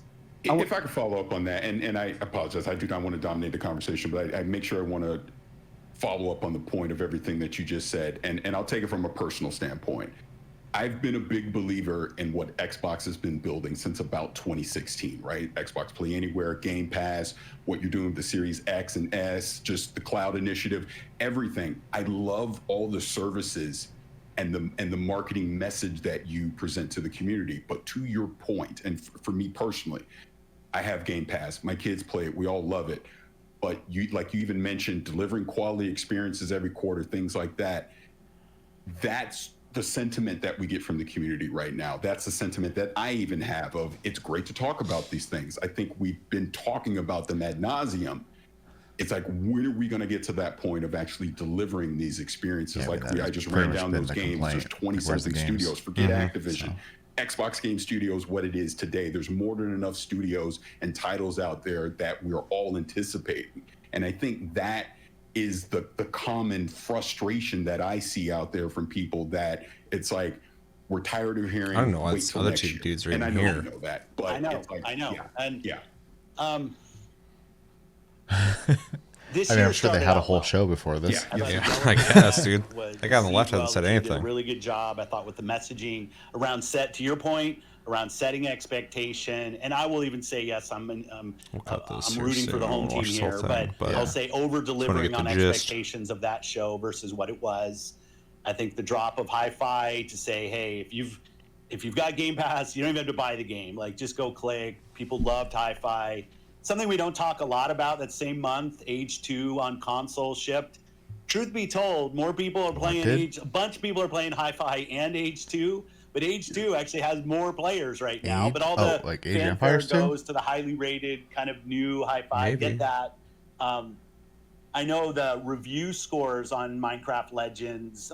Minecraft, I think, always reviews somewhere kind of different than the top. But if I look at the reaction, forgot I that think came we've already out. had over 3 million people Yeah, it's playing. great. I saw, like, its launch week, it was the #1 retail game on the Switch in Japan, which isn't always where Microsoft sits in terms of sales. True. So Yeah. I That's a feel complicated like one, but yeah. momentum is building, and then something like Redfall happens, and the Xbox community should demand. I could feel his a lot frustration that from he us wanted as this to be a team, where fucking we sit win, inside of because Microsoft. everything's been kind of We've got the floundering around a resources little to do bit. better. And then 2022 it was, as was you said, the a very opposite, light year. and I think so is what you I'm said. sure he's I in, might have like, other words for it. And then gonna be frustrating too, 2023 'cause, like, started High alert well. Obviously, like, and this was a not when bad. the conversation but it's gets our louder and job louder and louder to go in and public forums, like, you know, Twitter and stuff like that. Mm. It's not just Microsoft sees that; it's the people invested. That could be, I mean, not that it is you and me. We don't have that kind of money, but it could be like a you and me type person. We've invested a bunch of money in this company. We're like, hey, dude, what's going on here? Yeah. everyone seems pissed off at you. Yep. Type of thing. He's got to listen to that, and he's got to listen to it. yeah. He's got to listen to it, and so it's exhausting. I'm sure. The only- guy gets paid a lot. Like Sure. he signed up for that. And he is leading. A lot of people are like, well, was it his decision? I'm like, but regardless if it was or not, he is the lead. I forgot what his official title is. It's like CEO of games for Microsoft. It's not even Xbox. But so he, at the very least, needs to offer leadership, right? It doesn't need to be his decision. And I know Xbox has been really known to their own detriment to be very hands off with devs, unlike Sony, where they'll come in and play your game and tell you need to fucking change this. I don't know what the hell this is. And I can respect both ways of handling that, because I do think it's good if you let somebody just have their creative vision and work on it and be hands off with it. But Yeah, but look how many games Valve releases. They have that kind of approach too. Sure, but there's a lot of cases in movies where directors had too much power over their movie, and sometimes it's great, and sometimes it's really bad. So sometimes you need somebody to kind of every once in a while come in and go like, who has the power to go, I don't know if that's working out. Yeah. Like these are creative endeavors, they're artistic projects or whatever, but at the end of the day, they have to sell. You have to get it's not a charity. Exactly. Yeah. Somebody has to buy this stuff. So, yeah, when I think about how hands off they are notoriously, how I've heard for a long time now, I don't know if it's working very well in a lot of cases with games like Redfall and other things. So You know what else I think would help? Because to go back to Hi-Fi Rush, right? And that, not to call that an indie game, but it's kind of in the same vein as indie games. Let these companies make hey, you got like a small team, you can do like small little games when you just throw out type of thing. That's totally fine too. I get there are some gamers out there, all they want is the AAA experiences, but I think as a whole, going hard on like just indie games that you can just play in the Xbox ecosystem would add games to their catalog as well. So I think that'd be good for them. And I get like you have your stuff like your Minecraft Legends and your Hi-Fi Rush and stuff like that, but those are still made by big AAA developers. So I don't know. Yeah, it's tricky. I don't know. I don't work for them, so I can only really speak from a consumer point of view. But they want to hit those quarterly goals like he's talking about. And it's funny because I'm going to bring Square again, but Square also tries to hit quarterly goals as well for a lot of their stuff. So I assume it's a norm in the industry. You don't always hit it, man. So, and that's fine. But like he said earlier, you got to be communicate and be transparent. And I think a big part of Redfall's problem is that they did communicate the same way CD Projekt Red communicated and Hello Games communicated, but then didn't follow up in that communication like, hey, things changed. They just went, if we don't talk about it, we won't see it. And yeah, that's not good. So he's almost just wishing for the best when you release it. And it's like, take a little more hands-on control over the situation than that. And I know people hate delays, but and I've talked about it many times. I think too many delays starts telling me there's something wrong. But I think, delays are good for the most part if you do a couple of them, and you got to recognize if you have an issue like this to use that delay to save your game, because you can release it early, but if it's or release it on time, but it's not ready, you're going to really damage your game's viability to be a brand people are going to want to buy or buy future games of. When you do that, the delay will piss people off. But if you release the game like Dead Island 2 and people play and go, this game's great, you just saved your game. They whined a bit about the delay, but no one doesn't buy the game eventually when it gets delayed. But people will not buy your game if it comes out it's fucking broken. Oh, for sure. And I think another good example of too many delays is like Duke Nukem. Multiple devs, 12-year development, and then it ended up just being completely tone deaf and way too simple. So, that stuff happens. But you gotta, and a lot of that is just, at the end of the day, it's almost always gonna be a leadership problem. Yeah. Right, because someone has to be responsible and steer the ship in the right direction. Well, and all the people sometimes who- you have to make the decision to cut your losses. Like Duke Nukem probably should have just been cut at some Yeah. point instead of just tossed to dev and tossed to devs and tossed to devs. So, Until Gearbox got their hands on it and just didn't understand They don't the understand a humor lot of of stuff, but yeah. humor of Duke Nukem and had him drawing with shit, and it's just like, yeah, why would he do that? yeah. Really weird to think back on that now. It's even more bizarre now that I think about it than back when it came out. So we listened to him talk, though. Yeah. He seems sincere. I have no doubts Sure. of everything he's saying, and a lot of the sincerity of a lot of things he's saying. And a lot of that also sounds like he's repeating a lot of things he had to say to shareholders, wondering what the hell's going on, man. Like, we just released a big title, people are shitting all over it, and we've already been kind of like, in 2021, delaying games. People are complaining about that. And as that one dude brought up, he actually asked some pretty good questions. I'm glad he's kind of holding him to task. He brought up a whole list of games that they've mentioned and not showed, and that is a huge fucking thing with Xbox. That is just like, you promise games, but the excitement dies because you're not following up with them. So it's just like an IOU. But anyway, with all that, how do you feel about the way it's being handled? What do you think possibly Phil Spencer could be doing differently, or something that he should be doing now? And then the big question that I've been talking with people about, do you think he's fit to keep leading Xbox? Do you think he'd be better suited somewhere else, or do you think he should get fired? What are your thoughts on that? Those are all questions I don't think I could have like anything other than just an opinion on, because Sure. like I don't work in the industry. I don't know what the hell is going on behind closed doors. So to the point where, like, as far as like Phil Spencer's position goes, I can't have it. I don't even think I can have an opinion, because I don't know what's going on at all. Obviously as a company, communication needs to improve, I think, is the big thing. Like he brought up that list of games and we just haven't heard about them except for maybe like one or two. Like Avowed got like revealed a long time ago, and nobody knows what the hell it even is, really. Yeah, and I think especially in this day and age where you have a lot of devs who do constantly talk, have developer to community live stream events and stuff like that to talk about the state of the game and stuff like that. Even when they have these long development cycles, you're still able to like check in with them every once in a while and see where it's at and kind of get like a feel for what's happening, because you might mid development see some things growing you might have issues with, and because you're in a live setting where you can throw your comments in a chat box, someone can pick that up and maybe catch it, type of deal. So I think maybe they should take, and obviously it's a bunch of development studios, right? So like, but I do think Microsoft should maybe have like more often communicating about products they're on, and they might not be able to say certain things because obviously like they want to be hush hush about like certain aspects of it, but where is Fable at in its development? Where is Hellblade 2 at in its development? We keep seeing all these really crazy tech demos of it, Or CGI trailers.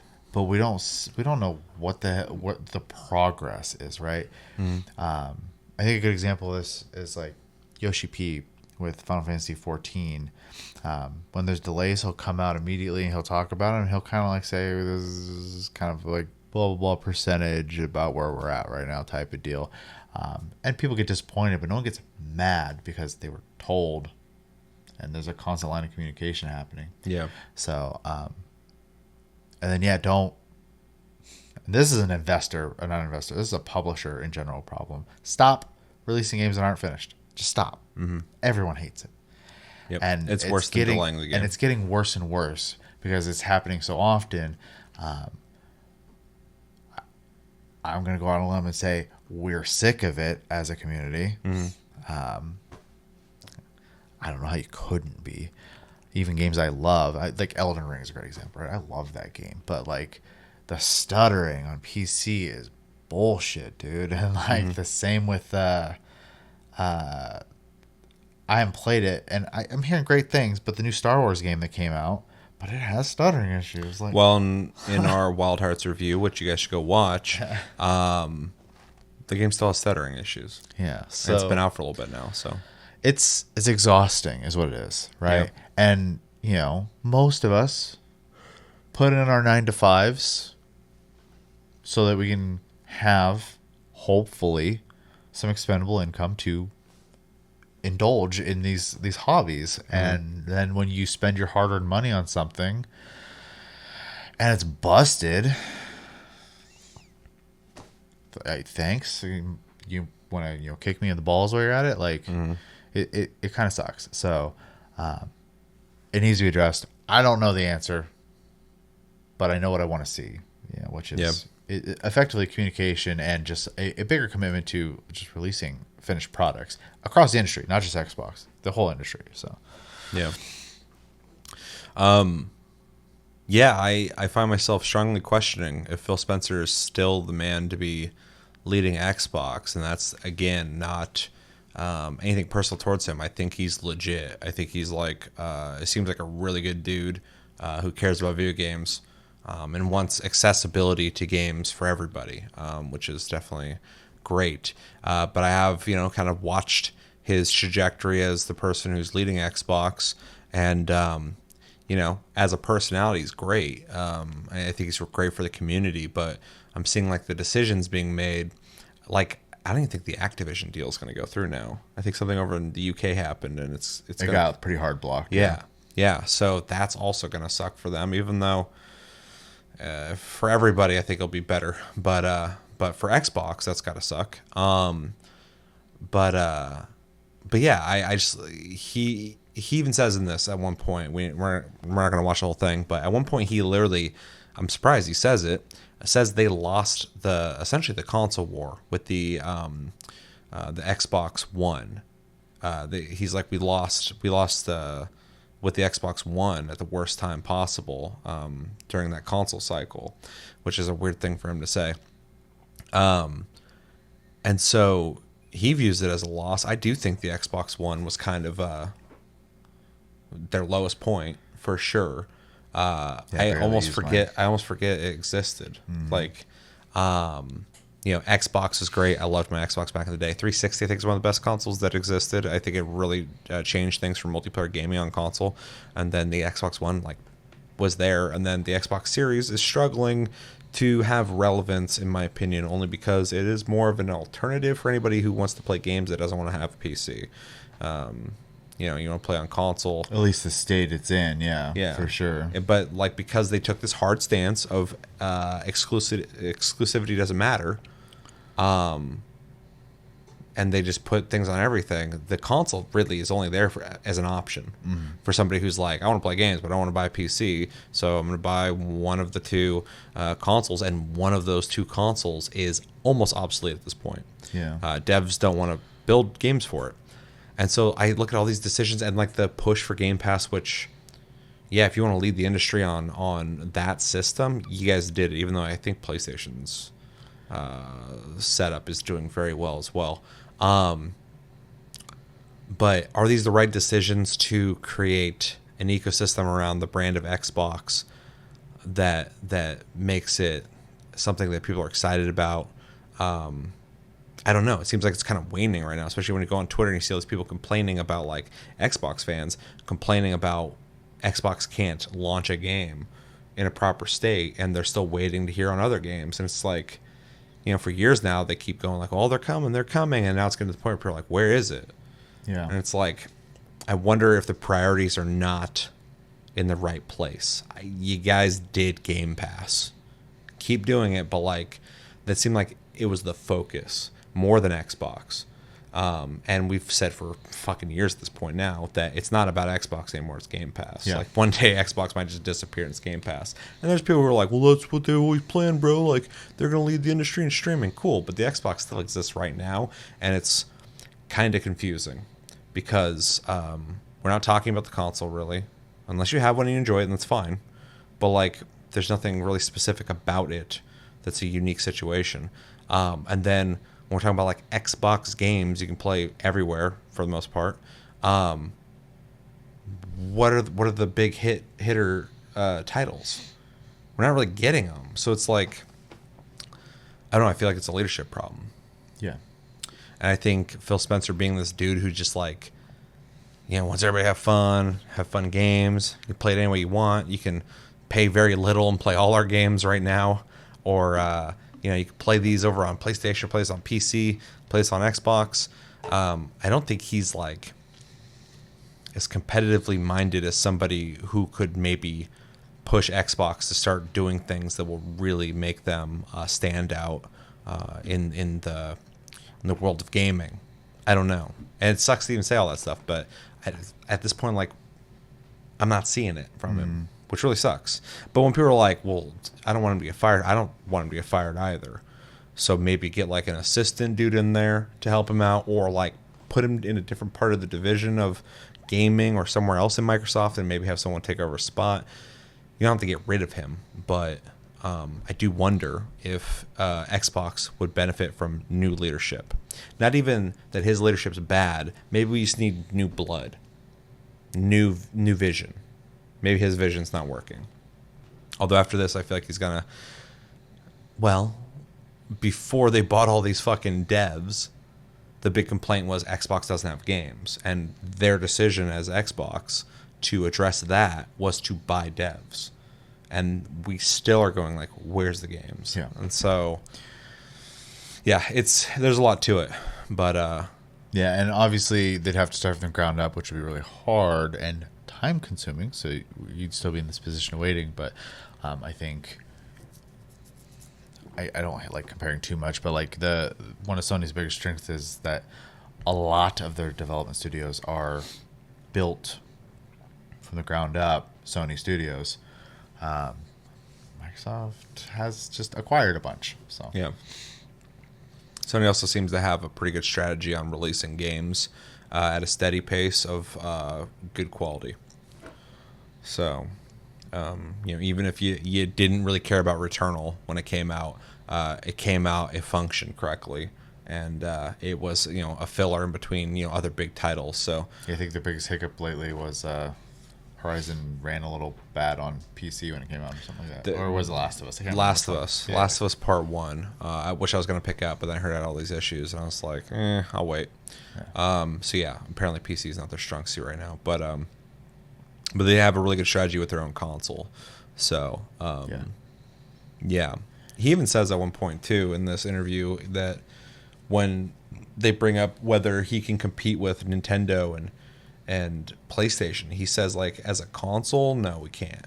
Like I don't know the details of what he says, but he literally admits to that, which is also kind of a bummer, because like, even if that's fucking true, you're the lead dude. Like, you can't be saying that stuff. Yeah. You can't even be thinking that. You need to be much more competitive minded and say like, hell yeah, we can do something that can compete with those. It's too defeatist to think that way. Yeah. Though it's realistic, though. I'll say Nintendo and Sony do sell a crap ton of consoles. So well, I've had this conversation a million times on the internet with internet people, even in real life, where people would always tell me like, oh, the Xbox is going to outsell the PlayStation. I'm like, that's never happened. It's not likely. And they're like, yeah, but this time different. I'm like, dude, the top 10 most sold consoles of all time, all of the PlayStations are in there, and they're on like the top 5, top 6. Nintendo handhelds, and yeah. They dominate. And PlayStation, if PlayStation's fucking good at one thing, it is goddamn selling a console. There's no one better than them at it. And so when people are like, oh well, making up excuses stuff, I'm like, no. These are just facts. Doesn't matter if you like it or not. Just look at the numbers. PlayStation is always, and people are like, well, the PS4. I'm like, no, the PlayStation 2, and even the fucking PS3, which almost didn't, but it still sold very well. But then at the end, PlayStation knows how to sell a console. Yeah, end of story. And the 360 sold great. It did, because it was whooping the crap out of the PS3 for most of that cycle. Sure, yeah. And so, yeah, the conversation just gets kind of ridiculous. I mean, well, you can't really argue with numbers. So sure, yeah. But it's just amazing how many times I've had that conversation so many times. It's crazy.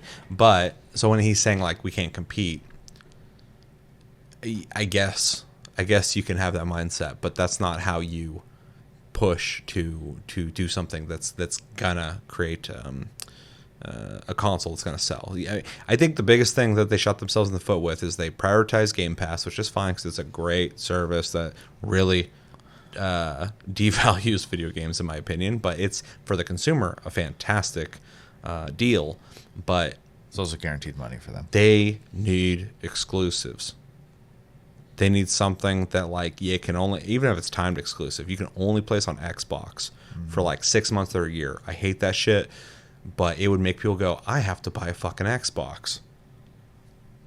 Or I have to buy this on the Xbox app on PC. Yeah, it's something like that.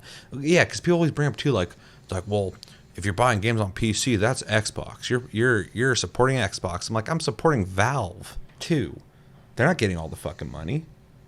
I see. I got Forza through Steam. Yeah.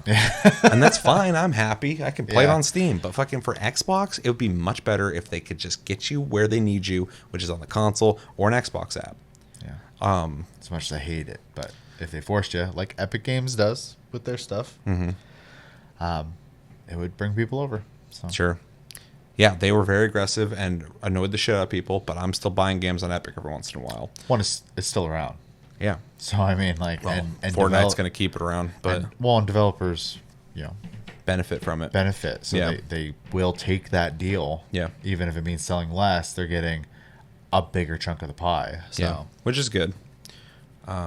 But as people who develop engines and games themselves, I think they're looking out for their fellow devs, which I think is really cool.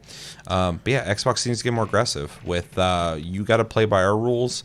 I think Phil Spencer's just way too into, hey, we're going to let you guys play anywhere you want to our own detriment. And that is not, I think, working out for them. So, yeah, hopefully this situation had him have a stern talking to from his higher ups, and he's gonna have to reconfigure the way that they're strategizing for Xbox, because it just sucks to see the situation. It sucks to see him like this and having to explain himself. And he wants to be excited about the games, and people are just enjoying the games that they're putting out. But then he's sitting here fucking apologizing for a game that he even said, "Yeah, I know it's a $70 game, and this does not meet the." He's essentially saying they charged you too much for this game, which sucks. So, yeah, hopefully they can figure this out, because it's not good. It's not good for even if you're someone who hates Xbox. It's not good for gaming in general for this to be happening. So yeah, and competition's very important. Yep. Because the moment Sony doesn't have to compete, more likely to get lazy. So the games will get lazier, Yeah. get expected, and anytime there's a price hike on something, and people are like, well, these guys don't do it, but they do it. Well, if they don't have competition, they get to make the rules. Yeah. So it's not good. yeah, no, you need multiple players in the field, and Nintendo is not a direct competitor. So you can't really use that one. So Yeah. Yeah, so we should probably start cutting this Yes. short, though, so we can move on to the next topic. It was a good conversation, though. I'm glad we had it.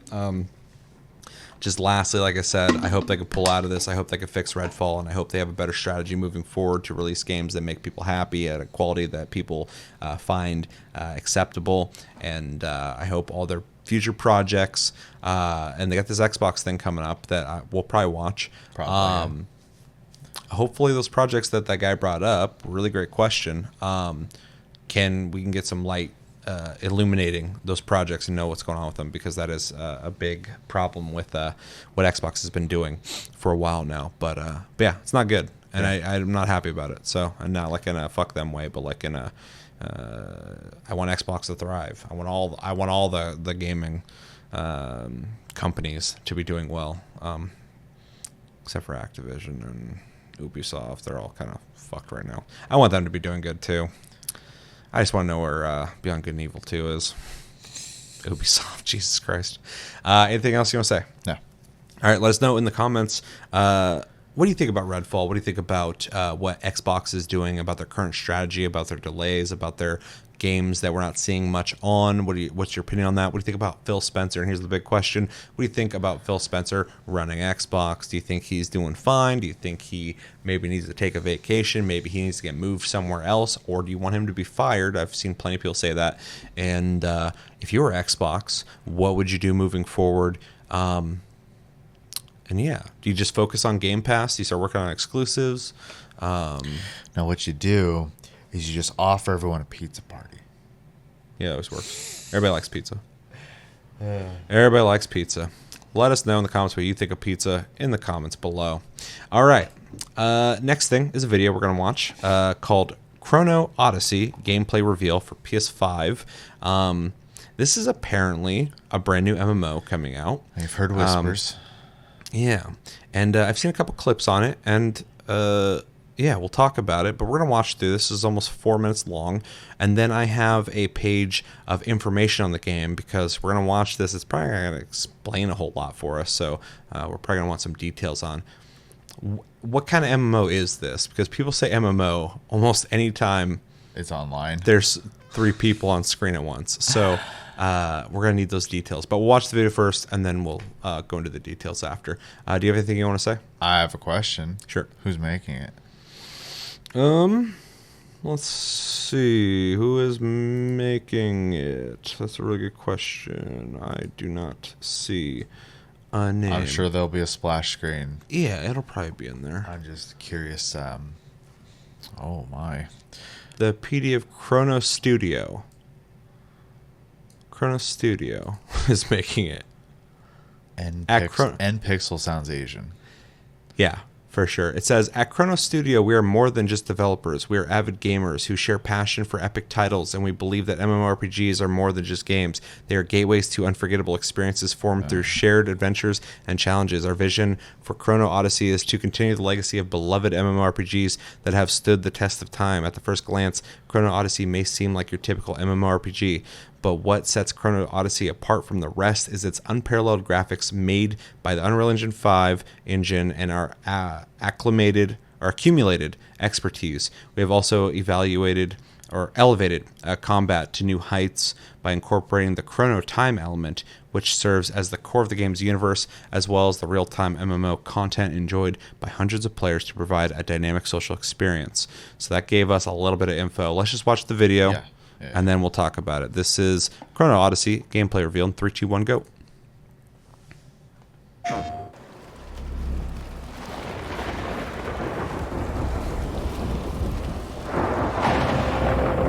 This A footage was captured on PC. I didn't catch it. I think I did. I was too busy watching. So N-Pixel.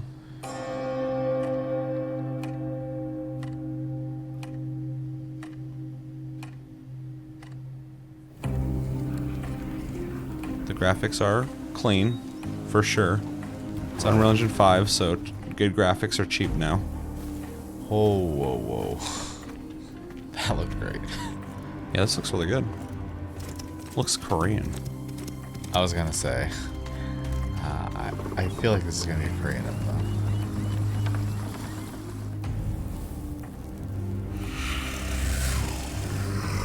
Not the most exciting of trailers, but has an action system. For anybody listening, it's a third-person action game, it seems, with possibly a lock-on system, dodging, swinging. Think casual Dark Souls, Invictus-esque. Yeah.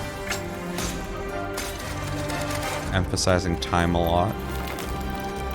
Animations could be better on the climb, but it's shiny looking. Yeah. Yeah, the combat looks so like Korean game. Yeah.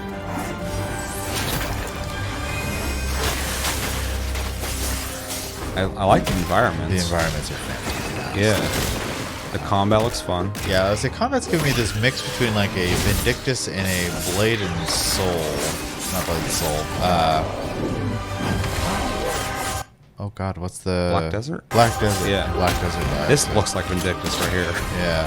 I love early Vindictus. Yeah. So that's good promising. Black Desert's not for me. So we got a big boss battle happening here. There's like 6 people on screen casting spells.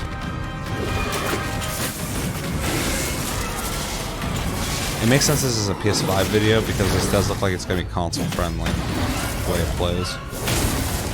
It looks like a game I would play though for sure, even if it wasn't an MMO. But we'll find out if it's how much of an MMO it is. Oh, I think it's creepy. Dope looking. So they're fighting an even bigger boss in a field, and there's at least That's a like lot of people. 15, 20 people on screen. Yeah, it's like an event. Yeah. Nice to get another legit MMO.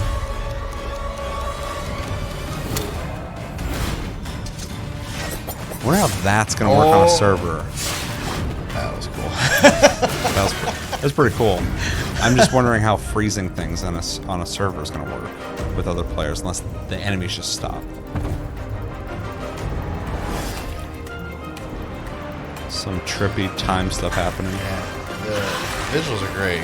Yeah. I have so many questions though.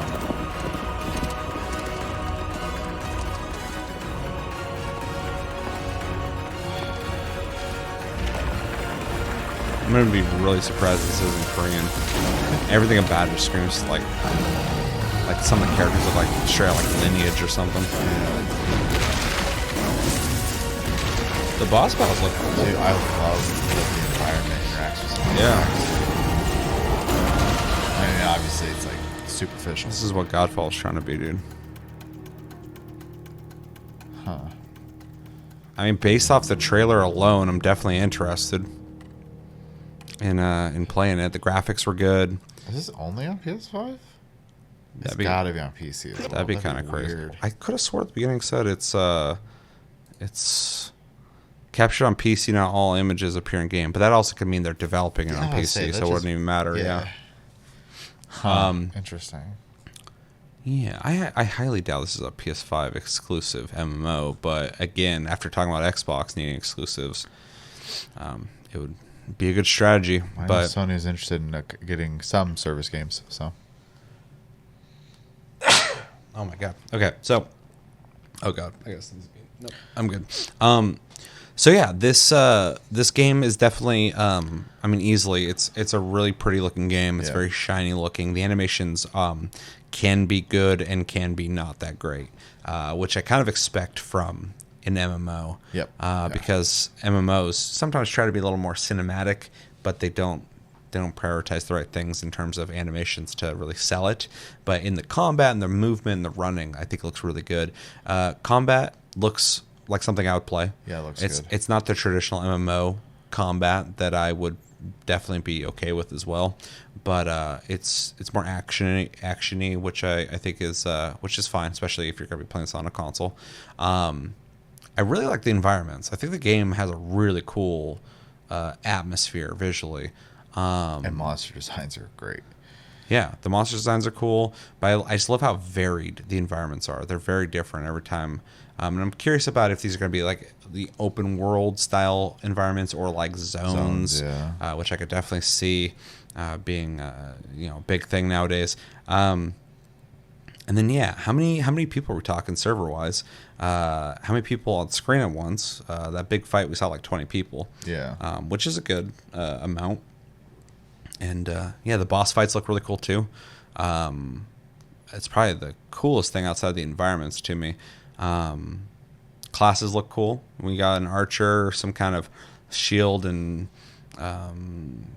sword and board kind of guy, some kind of barbarian dude. We got I saw somebody in there look kind of like a fencer, a mage class. So a lot of things you'd expect. And then a time system, which I'm really curious about how it's going to work in an MMO. But it did show at one point them do something, and then all the enemies in front of them all got frozen in place, and they were able to hit them all at Like once. a bullet time type of thing almost. Yeah, so that was really interesting. They also showed someone get reverse some damage though too. So I mean, who knows? They obviously they're Yeah, they look kind of cinematic to me though, like a cutscene. yeah, like but- that was a freeze right there. Yeah. One of the cooler. I know like there's no actual animation happening, but Mm-hmm. that aesthetic of like barely unsheathing and then sheathing as if you just swung a million Yeah, it's times badass. is always cool. So What'd you think? so yeah, it's a gorgeous looking game. I'm I'm not too worried about the animation part just because it is an MMO. Yeah. Obviously, I would want them to be better, but that's not. It's really, not Naughty Dog, so Yeah, it's not something that's gonna break the experience for me. Character designs are very cool looking. The equipment looks pretty cool. It's the right kind of fantasy for me, for sure. I love the monster designs. The combat reminds me a lot of Vindictus, of just 2023 and on, instead of like when Vindictus came out, which would be on brand if this is Korean. Which I'm willing to bet it is. I have some questions though, because I'd like to see raw gameplay instead of choreographed stuff or nitpicked scenes to show us. I also want to know systems because it's an MMO. yeah. And if it's free to play or even pay to enter, I'm down to play it till endgame. But if you want me invested, I need to know what kind of endgame systems are, because there is a tendency to be excessively grindy multi-currency systems in these games, and I'm not super fond of that always. It can be done well, but your time needs to feel like you're spending it actually accomplishing something and not having to spend all day to get like a step done. Yeah, you shouldn't be spending most of your time trying to get to a point where you can feel like you're getting something finally. So the systems need to be handled well. A great example is like Lost Ark. Gameplay is great. I love the world and stuff like that. It's got a lot of cool things going on. The end game sucks, in my opinion. Endgame killed the game for me. I hate gambling endgame systems. Yeah. At least in that type of game. On a mobile game, I expect them to be trying to get you to spend money, but that's supposed to be like an MMO, and I get it. It's free to play. They got to incentivize you to buy more materials to gamble with, but I don't like gambling. So Yeah, it's not a fun and exciting gameplay element. Well, unless you're a gambling junkie, then I'm sure it's great. I don't- But as a gameplay element, it's not fun, and it's just more frustrating with occasional moments of, oh, finally I got the stat I wanted, stuff like that. So I don't like that. So hopefully it has a better system than that. And then whatever their monetization model is, it's an MMO. They're obviously trying to get like a constant trickle of money. And I'm totally fine with that. Examples, I play Final Fantasy 14. They get money from me every month. Occasionally buy mounts out of the store.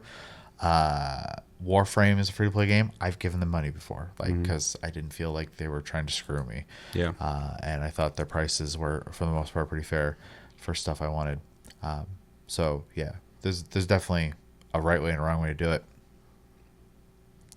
I just don't have a lot of faith in the examples that have happened before this. So, Yeah. prove me wrong, please.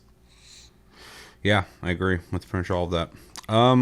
Let's jump over to the page that has info on this. So maybe we get some insight on this. So via the PlayStation blog, it says the open world of Cetera. Step into the breathtaking world of Cetera, an open world wilderness that transports you to the world that feels ever-changing. Immerse yourself in the stunning scenery, which transforms with each passing season. So this is going to have seasons, apparently. Cool. With a realism that captures the essence of a living, breathing environment. We've heard that before. Let's see if they can do it. Sure. Combat. Combat is a thrilling experience that demands both unpredictability and control. Master the basics of attack, defense, dodge, and switch seamlessly between multiple weapons in real time to gain upper hand in battle. But be prepared for the unexpected. The enemy's attack patterns are as varied as they are deadly, adding an extra layer of tension to each encounter. So stay on your toes, hone your skills, and embrace the excitement of combat. And then continues, it says, choose from 6 distinct classes: swordsman, ranger, sorcerer, paladin, berserker, and assassin. So no healer? Okay. pretty common fare. Maybe they'll have their own heal or something. Yeah. As you embark on your epic journey, don't forget to make your mark with character customization options like gender and appearance, allowing you to express your unique personality and create a personalized combat style that is truly your own. The power of time. The enigmatic power of the chronotector holds the key to unlocking the full potential of your journey as you venture through this game's world. game's world, you'll come to understand the symbolic importance of Chrono, a force that only drives the storyline, not only drives the storyline, but also plays a pivotal role in the combat and progression. With the ability to manipulate time and space, you'll be able to stop time, rewind events, explore other timelines, and overcome seemingly insurmountable challenges, which I feel like is either going to be really cool or a gimmick. Teamwork takes the lead. Prepare to engage in epic battles alongside hundreds of other players, where strategy, skill, and teamwork determines the outcome, whether you're facing off against colossal beasts or competing for dominance against other factions, so it's kind of PvP. You'll need to bring your all and find trusted allies to support you in your quest for victory.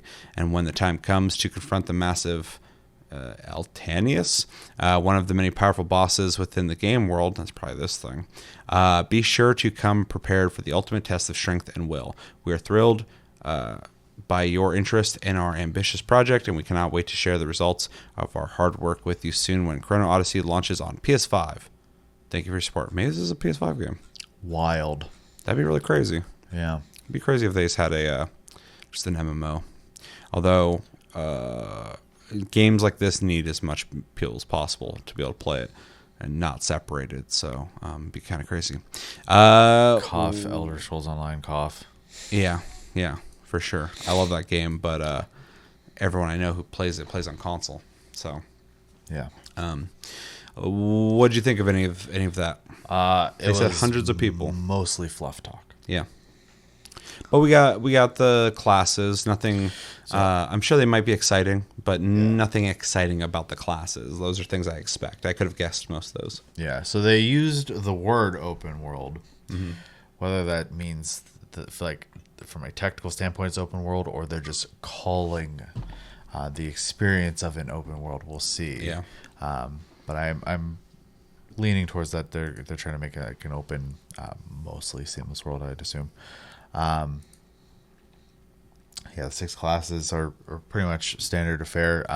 They just have to be fun to play, and with an action game, that's pretty easy to do. So for sure, pretty interested to see that. The spell effects look pretty cool too. So regardless, skill / spell effects, I should say, look pretty cool. The bosses look cool.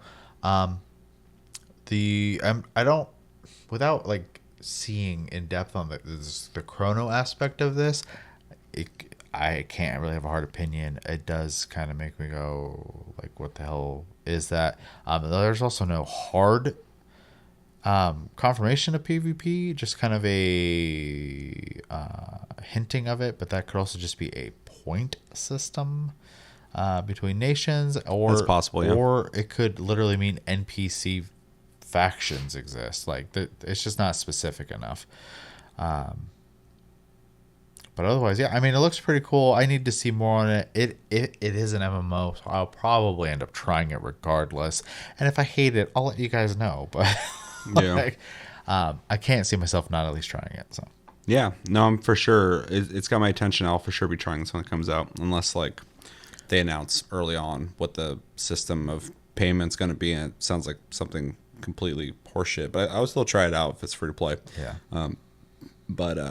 Yeah, like I said already with the power of time thing, the Chronos thing, that they say you'll be able to manipulate time and space, you'll be able to stop time, rewind events, and explore other timelines and overcome seemingly insurmountable challenges. Asterisks in cutscenes. Yeah, that's what I'm saying. Like when they say you can rewind events, I feel like you're going to be like walking around and like, you know how in the Division you'll find those echoes and it just plays out a scene? I feel like you're going to walk up to a thing and then like press a button and something that happens going to rewind in front of you. So this is all just like, it's not specific enough for it to be exciting for me. So like I said, it could be something that could really differentiate it, and this could be the big thing that makes this MMO different than other MMOs, or it can just be a gimmick of time, which we've seen in games already, and it, could be not that great. So it doesn't do much for me, the whole time thing. Freezing things, that's fine, whatever, but that's not exciting for me. The thing that's exciting for me with this game is the combat, the environments, and the prospect of a maybe legitimate MMO that I'm going to be able to play with other people, and there'll be these giant boss battles in fields and stuff. That sounds interesting to me. It doesn't even need to try and sell the time thing for me. The premise of just an online game like this, I would play. So, yeah. But yeah, a lot of stuff we read here is expected. Yeah. And yeah, I only assumed the faction thing, and you make a great point. It could just be something else, like just a point system, like, oh, we're doing better than them. But that even brings up competing for dominance against other factions. I just assume. I mean, they use all sorts of words in this blog post. So, yeah, for sure. But it's all advertising, and they're not very specific either. So yeah, this isn't. I mean, the guy, I think he said he was a dev, but no. Samuel, What's PD? Producer. Okay. Well, I'll say it sounds like marketing fluff. It doesn't sound like a developer talking. Yeah. So, He's got one. He got one post. well, I don't know how many games they've made for PlayStation or in Just general. this. Just this. Yeah. So, I don't know. I'll probably do some, off screen looking into it Some sleuthing. I am curious about the PC aspect of it. Because I would prefer to play there. I will play on my PS5. In fact, it is a good incentive to use my PS5 when I can only play stuff there. Sure. Yep. Yeah. I only play my PS5 for Plus Club and exclusives. Yeah, I also have a couple games that I play on there that I could play on PC, but at this point, it's like, why? Like a Dragon, for example. I played on PlayStation so much that starting over is not appealing. Yeah, that makes sense. But that was a Plus game that did that to me, so I guess it's a win for them in that regard. Yeah, but in the case of like Chivalry, I played it on there, and I'm like, I'm gonna go play this on my PC. Yeah, because I already have it. So, but some people, and I get it, prefer to just come home, sit down at their couch, and play a game, and that's easier with a console. So, but yeah, this looks cool. I need to see more though. But as a first glance, not that it takes much for me. To be honest, when it comes to MMOs, I'm definitely an MMO player, but yeah. It looks promising at the first glance. Yeah, systems matter though. I'm not just interested; I'm very interested. So, but I also want to see more. So, anything else you want to say on it? No. All right, let us know in the comments what you guys think of Chrono Odyssey. What do you think about the gameplay? What stood out to you? Does this look like something that you're interested in? If you know, is this a PS5 exclusive or is it going to be on PC as well? And is there details out there you might have read about this game that we didn't go over, that wasn't in the blog or wasn't in this video, that you want to bring up? Give us some information on the game if you have it. Do you know anything about NPixel? Do you know anything about the details on whether this is a legit MMO or not? Let us know everything you're thinking about when it comes to Chrono Odyssey in the comments below.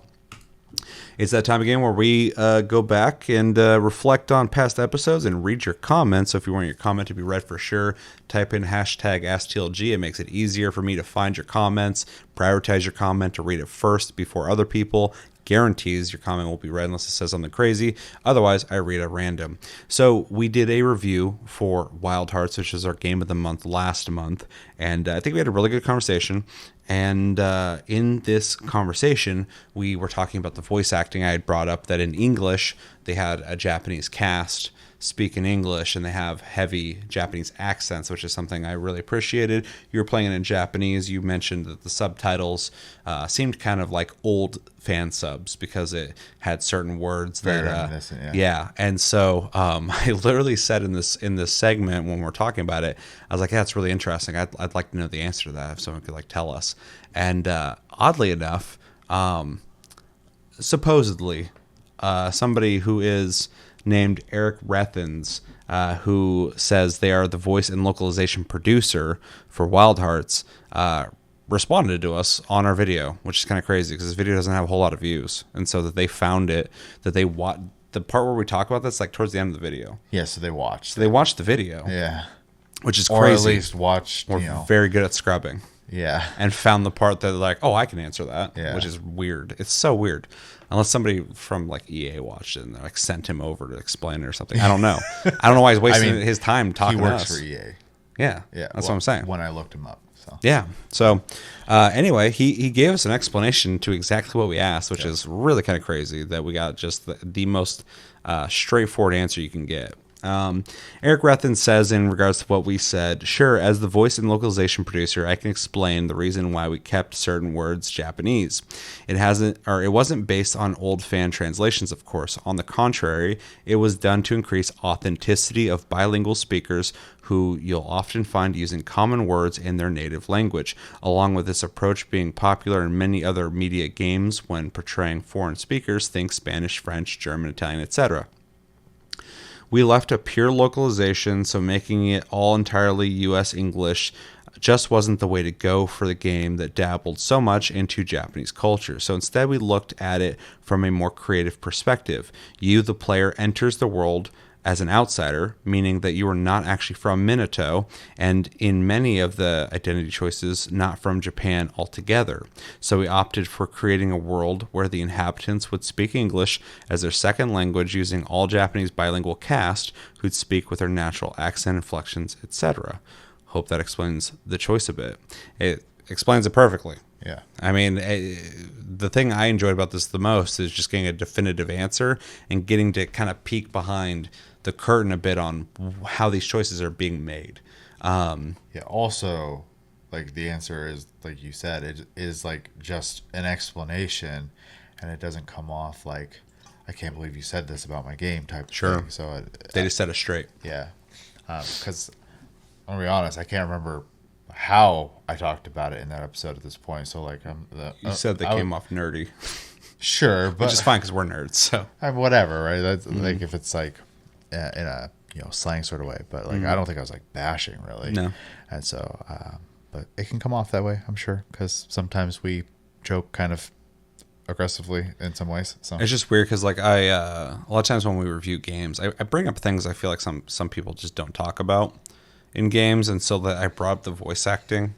yeah, And just appreciating that was a weird thing to talk about anyway, because I feel like a lot of people probably didn't talk about that a whole lot, and that the person who was responsible for that decision happened to just see that part and be able to give that answer. It's just really weird to me. yeah, But very cool. yeah. And also, thank you Yes. for giving us the comment and giving us the information. If you are who you say you are, I believe that you are, but there's a possibility this guy's just really good at trolling in not funny ways. But this is really cool though, because like I said, I appreciated that they have accents, and that I kind of played this game for the gameplay. I paid attention to the story later, but in the beginning I wasn't really paying a whole lot of attention. So that they kind of emphasize that you're playing this outsider who's essentially not from Japan, even though the game's not based in Japan. It's Japanese centric. It's like everything's based off of Japan. That even he says you're not from there.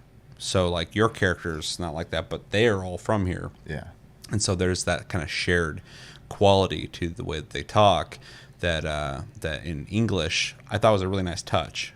And it's cool to see that they even thought about that. They Sure. didn't have Well, to do that. And I watch a lot of foreign streamers, and English is their second or sometimes third language, and they will not know what word to use for what they're trying to say, and they'll instinctively use their primary language real quick while fumbling to figure out how to say it in English. So not that they were fumbling in the game, but that idea that in certain common words you would just instinctively spit out in your primary language.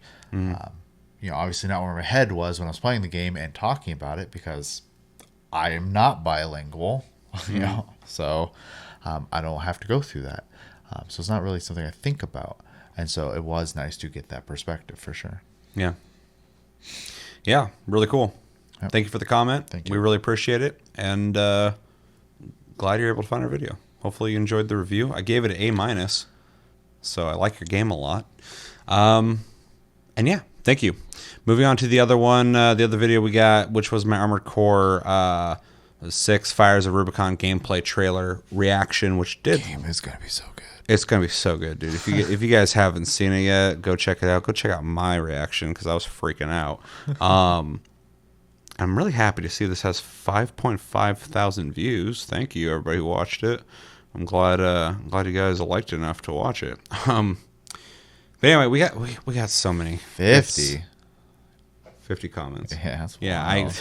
I'm not going to read a whole lot of these, but essentially a lot of these are people saying they're really excited for it. People are also offering information about Armored Core, because there's this weird gap that happened between the last Armored Core was like 10 years ago, and it wasn't even that. It was the worst Armored Core in my opinion, Armored Core 5, and this. So there's like this whole generation of gamers who just didn't come up with Armored Core, and so there's a lot of people who are like feeling really inclined to want to try and introduce them. And I just tell them, like, if you can go play the old ones, just go play them. But I've talked to a lot of people too who are like, they're like, I watched the old gameplay and like they just look a little too old for me, but I think they look neat. It's just like they look dated, so they're excited for this new one coming out. So it's really interesting. Although, and I said this a long time ago, From Software's name on that game is gonna sell. It doesn't matter at this point. Like, Yeah, they've become too big. they're just too big at this point. So. Let's read a couple of these though. Guy3480 says, never played, but I remember watching some Armored Core PvP a long time ago, thinking, wow, wish I played this when it came out. So this is one of the people saying this. It was already generations in the past at that point. I'm super excited to finally have my chance. I looked at some of the old gameplay and this looks significantly better. The hype to finally have this game I missed the chance to play is consuming me. I love how honest you are about that. This game looks older, but you know, you thought the PvP looked interesting, and that you're gonna have a chance to finally play part of the series that you missed out on through that time that I kind of already talked about a little bit. Because that's a cool perspective. Because like I played Armored Core on PlayStation when I was a kid. Like the old boxes like that PlayStation games came out in. I remember playing the demo of you're out in the woods and you're fighting another mech out there. Loved it then, and then kept playing it. But you know, if you've been gaming for like the last 10 or so years, you didn't come up with it. So yeah, it's just interesting that something that's so big and awesome for a lot of us older gamers, I guess. Definitely. Yeah, because like I talked to a lot of people, like Rob was like, there's a console seller. I'm like, you're gonna buy a PS5 for this? He's like, yes, I'm gonna buy a PS5. And I'm like, for the game's gonna be on everything? But that's fine, buy your PS5 for sure. It's worth it. But yeah, people like our age, everybody's like, yeah, do Armored Core. But then there's all these people who are like, is it like a Dark Souls game? I'm like, no. So anyway, it's a really cool perspective that I don't have hearing that. So, and I'm glad you're excited to play a game that you see the potential in, but they're just too old for you. I get that For sure. Anything to add? I understand the hype part, but don't let it consume you. That's how disappointment happens. Sure, I would hate for this game to come out and suck, but the gameplay I saw, Got to be a little realistic. Yeah, I agree. I just the gameplay I saw, I was like, oh, it looks fantastic. I'm what I also wanna excited, which is not a word I use for myself very often. So yeah. Akatsuki Wolf says, great trailer review for Armored Core 6 Fires of Rubicon. Already purchased it. Thank you. I'm glad you enjoyed it, and I'm glad you already purchased it, although we talked about pre-orders. Be careful. Did you see the special edition? Which one? Has like a full-on There's two of them. mech. Yeah. There's like an ultimate and a special edition. A collector's edition and a special edition. Some of my favorite mech design in anything ever is Armored Core. Oh, I agree with that. They're so badass. They've always been so badass looking. The trailers to Armored Core, anytime they come out, have always been so fucking dope. The tone of them. And Between that and Mech Warrior, like proper. Mech Warrior is cool too, but Mech Warrior has like, a completely different, very Sure. I'm just Western saying mech like design. Yeah, I'm just saying like, in gaming, those are probably some of my favorite mechs Yeah. are from Mech Warrior and Armored Core. Yeah, I like the old school look of the Mech Warrior mechs, but when it comes to like the very Japanese sleek design of like mechs, Yeah. Armored Core is Like like their mobile suit style so and stuff. dope Yeah. looking. I fucking love the way they look. So when I saw that if you get the special edition, you get like a thing, I'm like, fuck, dude. Like I love that so much. So I'm probably gonna get whatever the best special edition is. I should probably look into that I will say because that it's August. might not Comes last. out. Yeah, it comes out in August. So fuck, I'm wasting time. But yeah, glad you already purchased it. I'm glad you enjoyed the trailer review. Psycho Scream says, looks like they may have Mobile Fortress-like bosses, but wonder if they will bring back arms forts as well. I don't know. In the trailer, we saw some pretty big mechs or entities. Close to the beginning is like boosting next to a Feet. foot. Yeah, yeah, So- which is reminiscent of Armored Core 4. The scale looks crazy though. But then we see a lot of very Souls-like boss encounters that I feel like is going to be the bigger emphasis. But I don't know. There's a lot of variety in that trailer of enemies that he fought, and we already did see one thing, whether that's just the environment or something that you can interact with. The scale was huge, so hard to tell. But I would like to see something like that again. Anything else? No. All right. Let's see. I keep getting this bot. Delete it. No, I just respond to him. Just move on with my life. Let's see. Tom B says, never played this series, but this looks really sick. Edit. Off topic, but as a huge Titanfall fan, although this is still cross-gen, imagine what a next-gen Titanfall would look like. Yeah, why don't you talk to Respawn about that one? Yeah, and I mean, I agree with you. So I responded to you. I agree so much, dude. Like, I thought Titanfall was an awesome game. I thought Titanfall 2 was the game we wanted from Titanfall, and it was so good. I'm so ready for Titanfall 3 because the world's awesome, the gameplay's awesome. You got the minds at Respawn working on it, and they just don't fucking miss. Vincent Pella just has led so many huge projects that just work. I think the world's ready for Titanfall 3, and don't release it next to another big game that's already more proven, and then don't sell it for like $30 a month later. That whole thing was fucking weird. Word of mouth was the biggest reason why Titanfall 2 even has its prestige that it has. And so many people were like, buy this game, dude, it's so good. And people are like, are you sure? Like, yeah, dude, it's really good. Just buy it. So anyway, little rant. I also want Titanfall 3 a lot. And I'm glad that even though you haven't played the series, this is looking good to you. You should definitely check this. Probably, I haven't played obviously, but as an Armored Core fan, if you think it looks sick, it probably will be sick for you. Let's see. We'll do one more. People don't want to hear about Dark Souls. That's fine.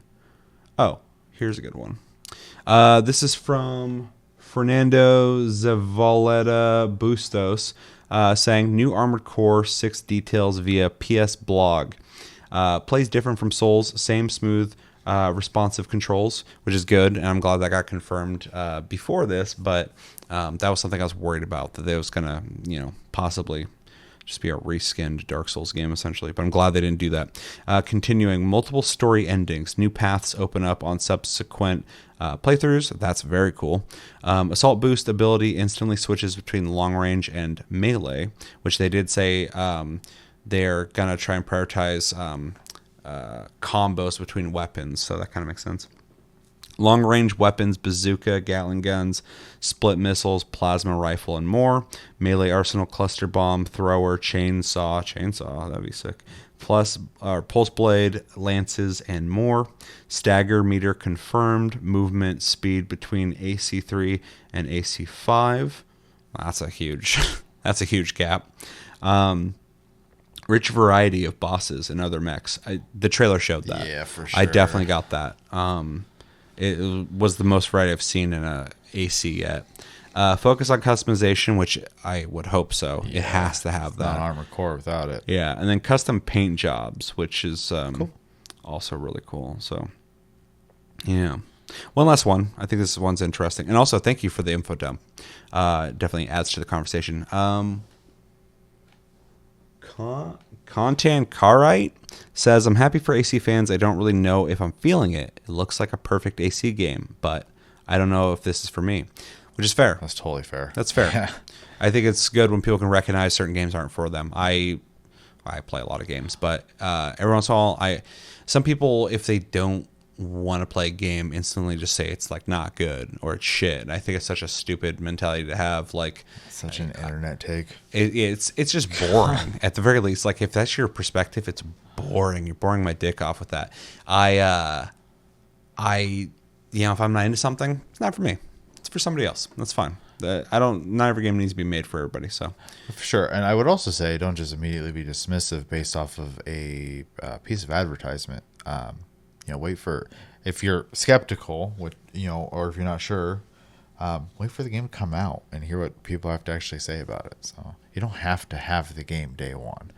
So Yeah. Yeah, agreed. Oh shit, what happened? Oh no, we're good. All right. Well, anything else? nope. All right. Thanks for all the comments, guys. Yeah, thanks for all the comments. Plenty of different takes in here, which I like to see. And I'm just glad that most people, I mean, if you're watching this video, you probably are excited, but most people in here seem to be really excited, or at least excited for AC fans, which is awesome. It's really nice to see excitement in that community. So thank you, everybody who commented on this video, and thank you, everybody who commented on any of our videos or watched any of our videos. It's really appreciated. But yeah, I think that's going to do it for this episode of Tastecast, episode 186, I believe. I've been Seth. This has been Chevy. Thank you for joining me, Chevy. Of course. And thank you for joining us for this episode, you guys. And we'll just jump into the outro. All right, that's going to do it for this episode of Tastecast 186. As always, thank you for watching. Make sure to like and subscribe if you enjoyed this episode. Make sure to check out our other episodes. Check us out on our socials and streams. Links down below. Check out our Discord link down below. You talk to us anytime, all the time. We're on iTunes, Spotify, and other podcast platforms if you prefer to listen to us. And we have a Patreon if you'd like to support the channel more than liking, commenting, sharing, and subscribing. If you're brand new, also I have a TikTok. You can watch my shorts there. But until next episode, have a good one, guys, and take it easy.